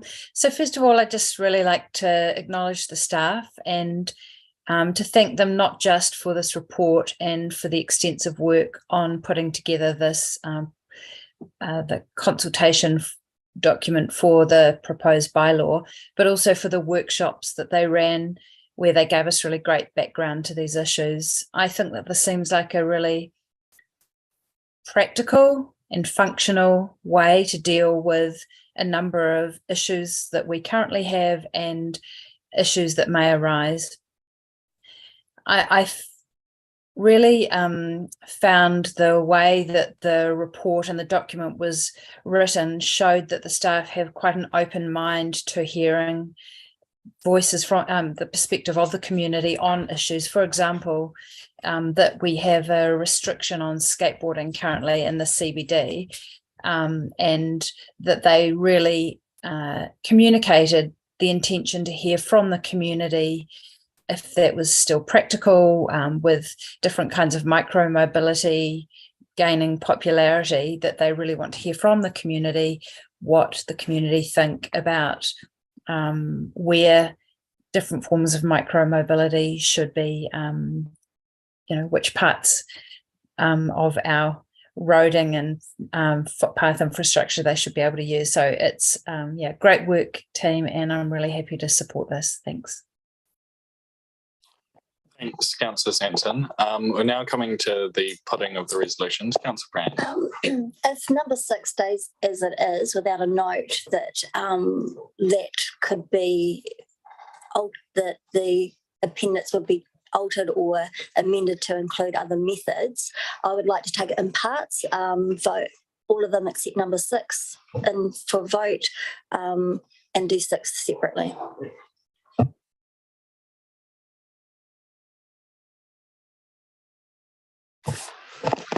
All right, just getting a little bit of advice. I'll put that to the mover and the seconder as to whether there's any appetite for to accept relatively an amendment to what they've moved.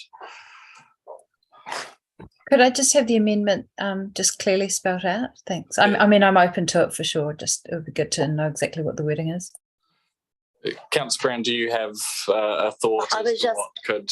Oh no, because I was thinking when I was speaking. So my thought was just that a note that alternative forms of consultation would be accepted or applicable to what is already provided. I was trying to keep it very brief and leave it open so that there was some fluidity about how we could achieve that.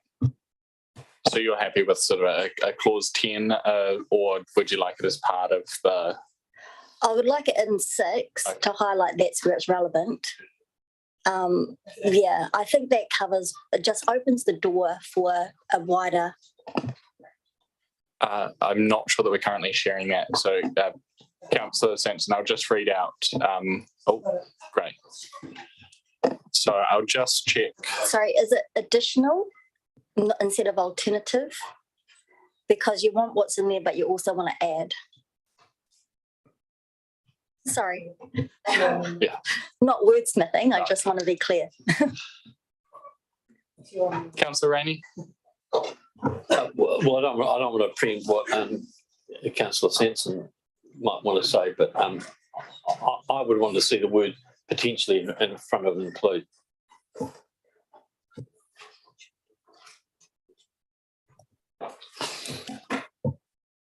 And so I think my thoughts also would be just, are there other forms of consultation that the staff feel are feasible and economically prudent? Just bringing Alec to the table.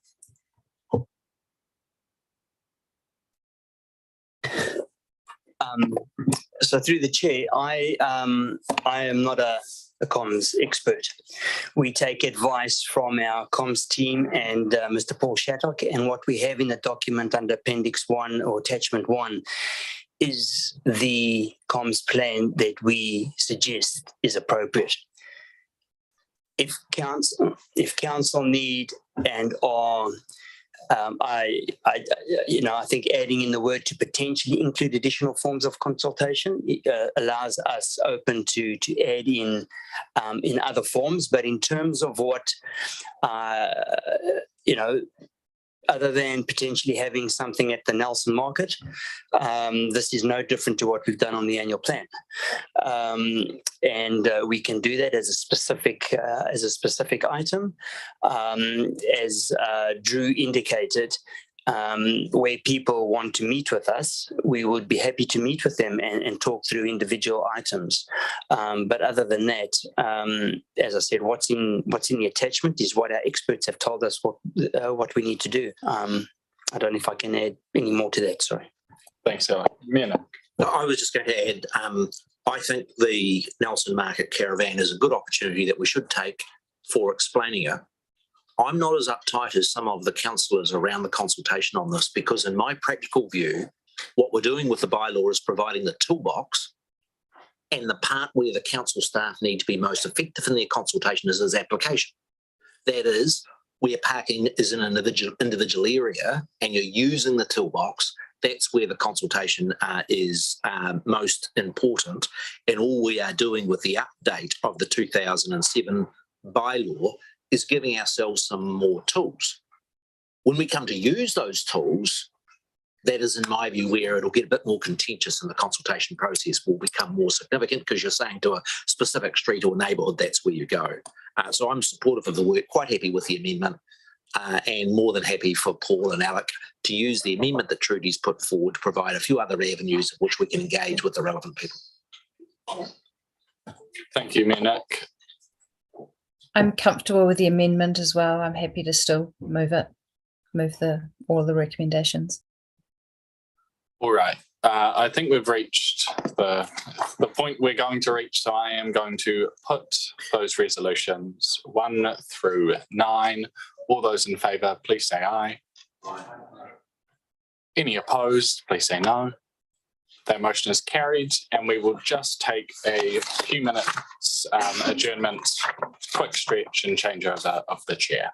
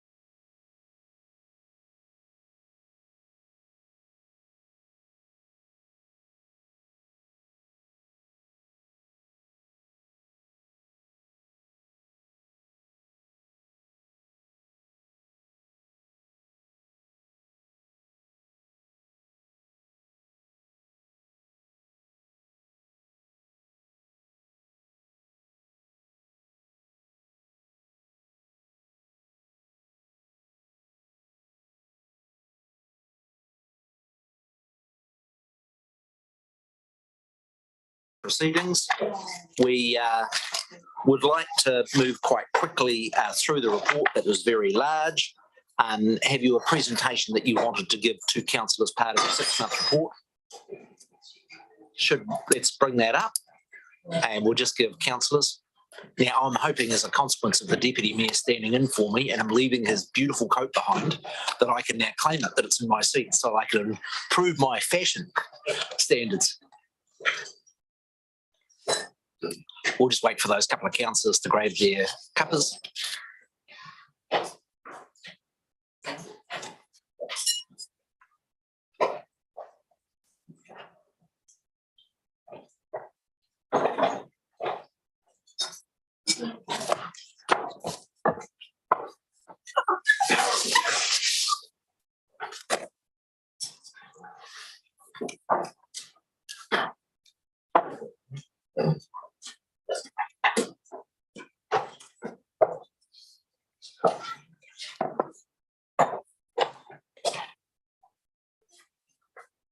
Brownie points for brevity. Like I said, it's a very comprehensive for the report that you provided through. I'm going to be pretty tough on councillors only to ask questions during the presentation if they're absolutely urgent, and for our team from the RDA to push through that reasonably quickly. It's my intention then following that to move into confidential session to deal with that separate item. Okay, over to you. Kia ora koutou. Ko Meg Matthews toko ingoa. Thanks for having us today. We will be as concise as we possibly can, Mayor. So this morning we are taking you through the 6 months report, which I know it probably feels like a repeat from previous workshops. So we'll go through that really quickly, and the statement of intent. I just wanted to welcome kia ora to the new Chief Executive. Fiona is going to take you through, and then we can do some questions after that. That would be great. Kia ora, thank you very much. I've noted the point about brevity. I've just introduced you to my colleague, Tony Power. If you've not met her, Tony's recently returned into the Finance and Commercial Lead role at NRDA. So as Meg says, we've got the 2 items to cover. The 6-month report essentially was presented in 5 months to Council back in December. So this is the formal presentation of that. And also I'd like to acknowledge the really helpful recent workshop we had with both councils together, where we covered a lot of our work programme. I would just like to start by acknowledging the board. Thank you. Meg, this is her last month after 7 years term with NRDA. Thank you very much, Meg, for your support. New to the board in the last 6 months has been Dr. Matthew Peacey, Sam Lee and Bridget Geeson, and completing their term on the board during the last 6 months has been Al Dunn, Marina Hurst-Tristram and Jeremy Banks, with thanks to them. The board that you have notes 33 of the 35 KPIs fully on track. The 2 we're just keeping a watch on are the timing of our regional branding. Fiona, just bring the mic a little bit closer to you so that all our councillors can clearly hear. It's also important for people on the web that are participating. Thank you for letting me know. The 2 that we're keeping just on watch is the timing of our regional branding for the end of the year, and also some of the numbers of events at the CoLab. We've well exceeded the numbers of attending the events. We've well exceeded the number of events, but this attendee numbers. We do look forward as we work towards our next 3-year SOI to streamlining, reducing the numbers and updating some of those KPIs. Just very quickly, in terms of the highlights for the 6 months period, you've got this in the report. I take that. Q1, Q2 of the year seems quite a long time ago now. Clearly, back to the August floods, the response and the support with that. Tasmanian delegation, big bid for skills, our big bid for the Moana Nui cluster. The regeneration plan went through. Our Regional Business Partners Programme, just to recap on the report, is exceeding its targets and over 360,000 investment brought into the region to businesses, active engagement with 95 businesses on that. Digital facilitation scheme engaging with over 140 businesses, and the E2E programme, the Education to Employment programme, going great guns in our 2nd year of pilot for that, engaging with over 270 school students and 50 businesses. And just onto our visitor sector, as again, flood impacts was a big impact for that first 6 months of the year. But now by the end of the year, good recovery in terms of visitor spend to 90%. Some sectors doing differently than others in that. The campaigns strongly during the 6 months of the year were very much still that recovery. They were Play Nelson focused at locals, Still Beautiful focused on return to the region, don't be put off, the floods have happened, we're still open for business. Moving into the next 6 months, it's looking forward in terms of bringing our internationals in. In terms of our programme delivery, strong delivery under the Destination Management Plan, which is focused on product development, capability and marketing. That's all got to be finished by the 30th of June, and that funding finishes on the 30th of June. So some of the things we're seeing rolling out now are things like the curated journeys, the Better Bus programs, and extra marketing. Top of the South, we collectively market with the Top of the South and internationally partnering with Tourism New Zealand. And as I mentioned, the bounce back and events certainly bounce back. We've all seen that happening in the last 6 months. So really good numbers on events. So that's completing my quick run through of the 6 month report. If I just check there's any questions before I move through to the statement of intent. Let's go straight into statement of intent and take questions of both together. Thank you, Mayor. So this statement of intent is a technical update. The process having received no change of letter of expectation from Council means it's a currency and technical update. That said, it actually involves quite a lot of updates, and I'll run through those points in a moment. We do look forward to streamlining that, as I mentioned just now, as we look at the next statement of intent during this period, numbers of KPIs, just streamlining in line with Council's priorities. And just to recap that we do sit in a long-term strategic context. So it's the third year of a 3-year statement of intent, sitting within a 10-year regeneration plan within a long-term intergenerational strategy. And it's just bearing that context in mind. In terms of the areas for update, the core areas were the economic profile, keeping that regional economic briefing up to date. Funding issues, the scenarios, we have some unconfirmed funding beyond June. The education to employment is one of those. The tourism conservation broker is another one of those. We're waiting to hear the outcomes of a skills coordinator proposal. So there are areas that we are waiting for confirmation from. We also have yet to add Moana Nui to those figures. That's the recently approved funding for the Blue Economy Cluster at the time of drafting. And we've got a new activity area added, which is formerly with the Economic Co-Lead for the Civil Defence and Emergency for the region. And just up to date, the risk table and the work plan particularly up to date. So just also recap the context when our economic challenges continue, and they are those big ticket ones in terms of our productivity, our low productivity and productivity gap.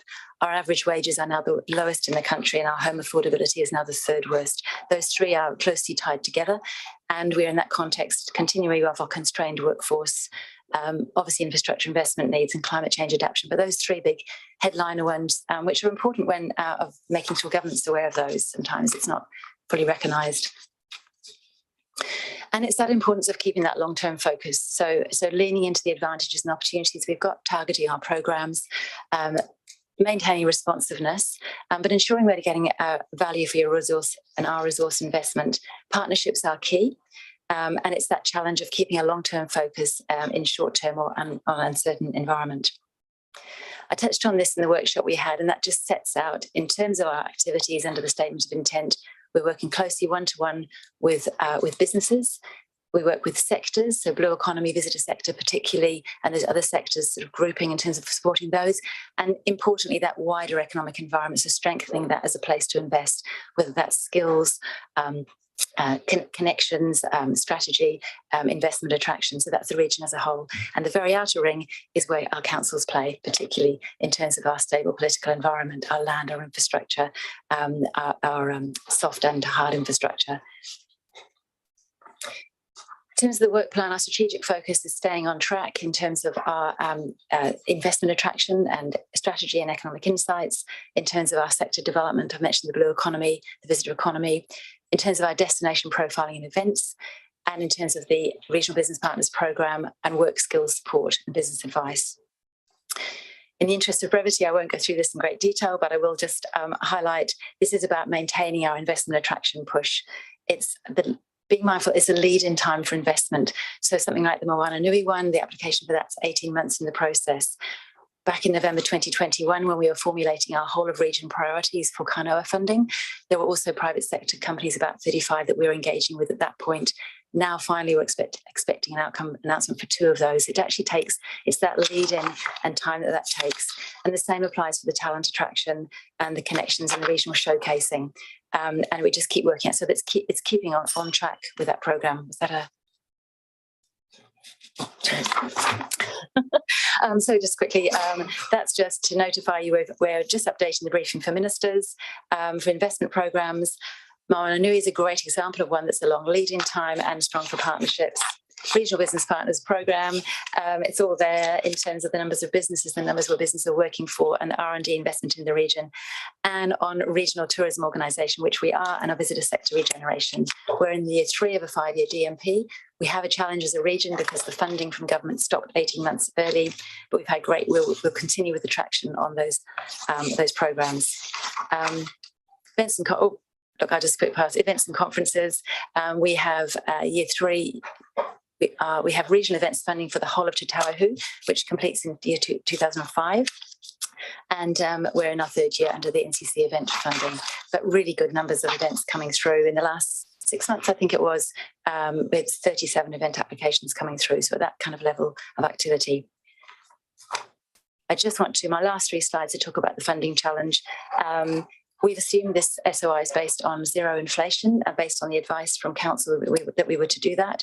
The direct impact that means for us has significant impact on our programs. We are heavily a professional services organisation. We don't have much discretionary funding, and 90% of our funding would be tied up with core and committed costs. We have shaved across to find that savings this year, and I've included in the report where we are looking to find those savings to look across. And I would note that the budget doesn't include an eyesight services for next year at this point. The funding challenge is we have got a strong programme to deliver. We make those savings, but I caution any reduction in economic development funding at a time of economic challenge. Certainty of funding is so important for the long-term planning, for gaining partnerships, for the skills and investment. I have noted there and the request that the councils as plural would work with the board this year, the SOI, to look at our funding model, and that we have early engagement with the long-term plan. Thank you. Okay. Happy to take questions both on the 6 months and on the statement of intent. I do note in the statement of intent that the Regional Development Agency is effectively having its government funding reduced from this financial year to 1.4 to 0.7. And that is significant. The second point I would make is that, look, the regional economy is over 6 billion. You're an entity with a budget of about 3. My view is the key to your success is being really focused. And I do worry when I read the statement of intent and the other documents that we're going to have to, going forward, just simply as a consequence of the government's big reduction in support programs, as well as the constraints that we found around the council table, that we're going to have to be quite focused on the work that we get you guys to do. And that's the conversation that we're going to have some further work on around where you can add the most value, given that you're such just and it's not a criticism. I've just been to the funeral of Siri Hodgson, who was the chair of our former Business Development Board. And these challenges are not new, but my view is that stretching you too thin, trying to cover too many things, is going to be where our biggest risk is with yourselves, and us being clearer about the specific things that you and only you can do in terms of economic development of the region. So I just make that as a comment. Are there any other questions that colleagues would have of the report? Like I say, I do want to acknowledge your work, Meg. We are disappointed that that you are retiring. We understand all the reasons why. We want to thank you for your dedicated service. And we also know that one of our key next decisions is in terms of working through the process for your replacement. And we appreciate the flexibility you've shown in the transition to make sure that we can keep Fiona and her talented team well governed in the interim. Yeah, absolutely. Thank you, Mayor. It has been the last 7 years, funding and focus are the two biggest challenges for this organisation. And so any work you can do to help with that focus with Fiona's team, you have, one of the most talented teams in the country from an EDA perspective. So, and they have been recognised with multiple awards for that, but funding and focus absolutely are the two clear challenges. Good. I'm going to take a question from Rachel, and then I'm going to take Councillor Anderson. Thank you, Mayor Nick, through the chair. Kia ora koutou, Meg, Fiona, and sorry, I can't quite see who the other two people are, but I had a question around funding for visitor information services. I noted, Fiona, that you'd mentioned it just at the very end of your presentation there. But I'm just checking if it's okay for me to ask that. I'm going to go, Rachel, as you're aware, there's a further discussion because there are both commercially sensitive and staffing issues that we're going to deal with the specific paper on that in confidential business. So leave it to your discretion, Rachel, but there will be the opportunity to have the specific discussion on the visitor information services and the medium long-term plan on that then. And so can I just... Yep. So will we have NRDA in that meeting? Absolutely. Okay. That's why I'm happy to wait. Thanks. I rejigged the agenda quite specifically so that we could have the continuity and they weren't sort of hopping into the building and then hopping out again and hopping back in again. So then I'll just say thanks very much to the team. At the moment, it was just incredibly thorough and informative, and I really appreciated reading everything that you provided and also your presentation just now. Thanks so much and great work. Thanks, Rachel. Matty. Thank you through the chair. I was just wondering, you mentioned, just reading through, you mentioned historically low levels of core funding compared to other places around the country. Is there information in regards to, how much money goes into you guys and what you generate as far as helping us make decisions around that in the future? Yeah, that's a great question. So in 2019, the council commissioned Martin Jenkins to do a review on NRDA, and in their report, they've done 2 reports. They did an updated report as well. It makes comparisons to the level of funding against other regional associations or agencies, and that we managed to make our funding work harder. So it'd be great to get you that document. Yeah, and one more question. So I was also reading that we are the shareholders. Yeah, okay. So it says so you shouldn't adopt governance practices and policies that are not inconsistent with those of the shareholder. I do see that you mentioned you acknowledge and Te Tiriti partners. I'm just wondering, as a CCO, are you not in a similar position as us where while local councils do not you don't share and establish a relationship between Crown and Māori through Te Tiriti? I was just wondering about where you come to your decision to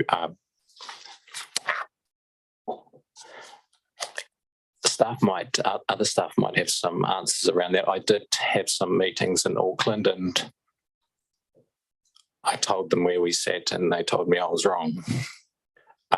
Sorry. I'll remove that question. Actually, it wasn't really a question. It was a hook. The bit that I think is we can get into a very theoretical argument about where the treaty obligation rests, and legally that rests at the Crown to iwi. But then provisions like our Local Government Act specifically make reference to the treaty. I'm a very pragmatic person and just wants the stuff done. And I think in terms of our Regional Development Agency, them having a good relationship with our iwi and helping them develop their economy is what my expectations at a practical level, Matty, are of them. Yeah, I apologise. I was commending them on having treaty partnership obligations and possibly pointing out maybe we could. Don't be apologetic. What I think is entirely appropriate is for us both in our SOI and in our questions of the Economic Development Agency to want to know that they've got those effective partnerships working with our Tita Ihu iwi. And a lot of that work I've been quite impressed with, and that may be an area when we get you back next time to sort of cover off that subject. Yep, I can just mention, but as well as the working with, we also make sure. So just at the beginning of last year, we made year before last, make sure all staff went through professional development in terms of economic development to support Maori economy. We need to do more of that and to keep that up to date as well. That's just part of it. Yeah, thank you. I didn't know all the stuff you're doing in that space, and reading your document is very impressive, and I'm very happy with the work that you're doing. Thanks. Question, Councillor Courtney. Thank you, Mayor Nick. Thank you, Fiona and Meg. Most interesting presentations. Funding. Now, we are as a council, I should say, very much in favour of fair and equal contributions from ourselves and TDC. We just think there's a principle there.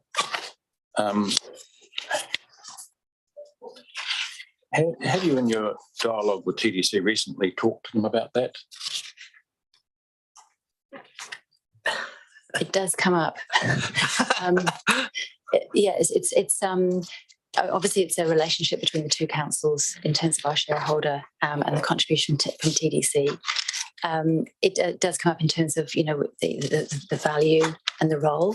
It does come up a lot on both sides in terms of we are constitutionally required to work fully regionally. Any central government funding that we have is fully regional and is required to be, if not just Nelson Tasman, also Te Tauihu in some cases. And we need to think and work regionally. So it's a conversation we would ask the two councils would have. Again, Meg might comment from a governance perspective. And definitely from a governance, it needs to be the two councils, so the shareholder with Tasman. Yes.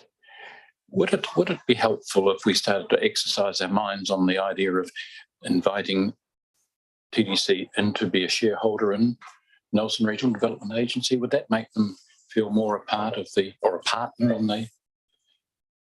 That could be one of the processes. Yes, I think that would be worth considering, but we'll have to work on that. Certainly, I as Mayor share your view, Councillor Courtney, and that is the ideal for our Nelson Regional Development Agency is a 50-50 shareholding arrangement and a 50-50 funding with our neighbouring council. I think, on a number of areas, we have got exactly that. And the Economic Development Agency hasn't got there yet. I also have to say that I think the agency does a good job of ensuring it is a truly regional agency in the way in which it focuses on the economic development. And it may take some years for us strategically to build that relationship. Yes. So that's why we had them jointly present to the two councils. I think it's perfectly proper for that to be our long-term objective and just to keep the constructive conversation going with our Tasman friends. Yes, I agree with that. Councillor Hodgson. Thank you. And thank you for the really thorough information provided to us.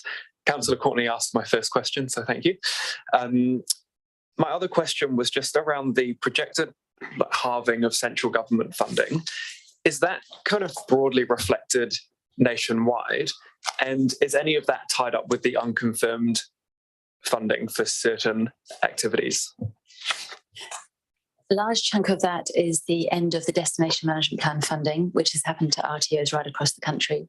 There was an expectation, or it was not a committed or contracted expectation, that would be 3 years of funding. So that stopped sooner, which is leaving RTOs right around the country in that situation.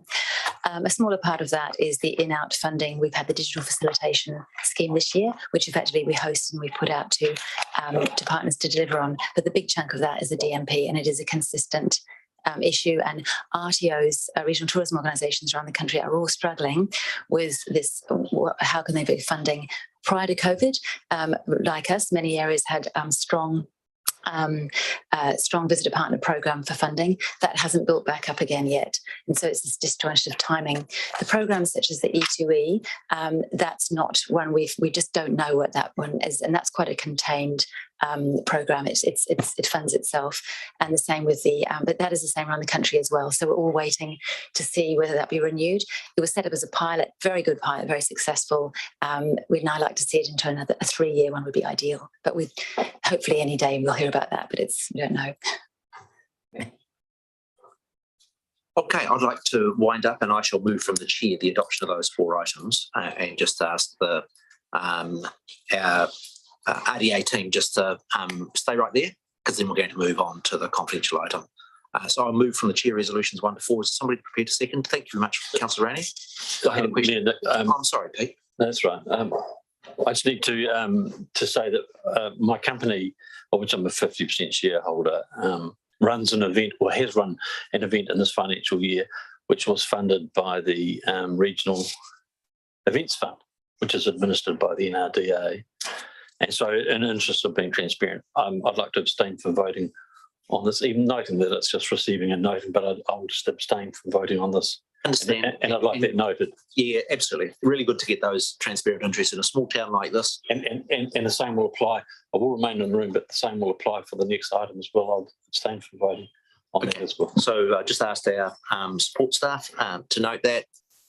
I've moved the report. I haven't had a seconder. I have now.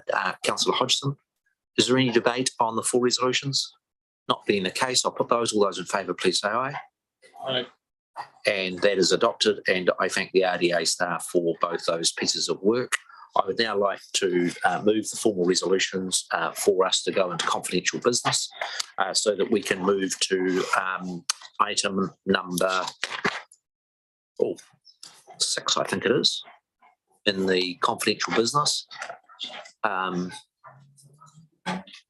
And so would a councillor be prepared to move that resolution, noting you've been circulated with the item of business and that the 2 items? Thanks, Councillor Brand. Seconded, Councillor Hodgson. All those in favour, please say aye. Aye. The council moves into confidential sitting. And let's move to the item on the Visitor Information Centre.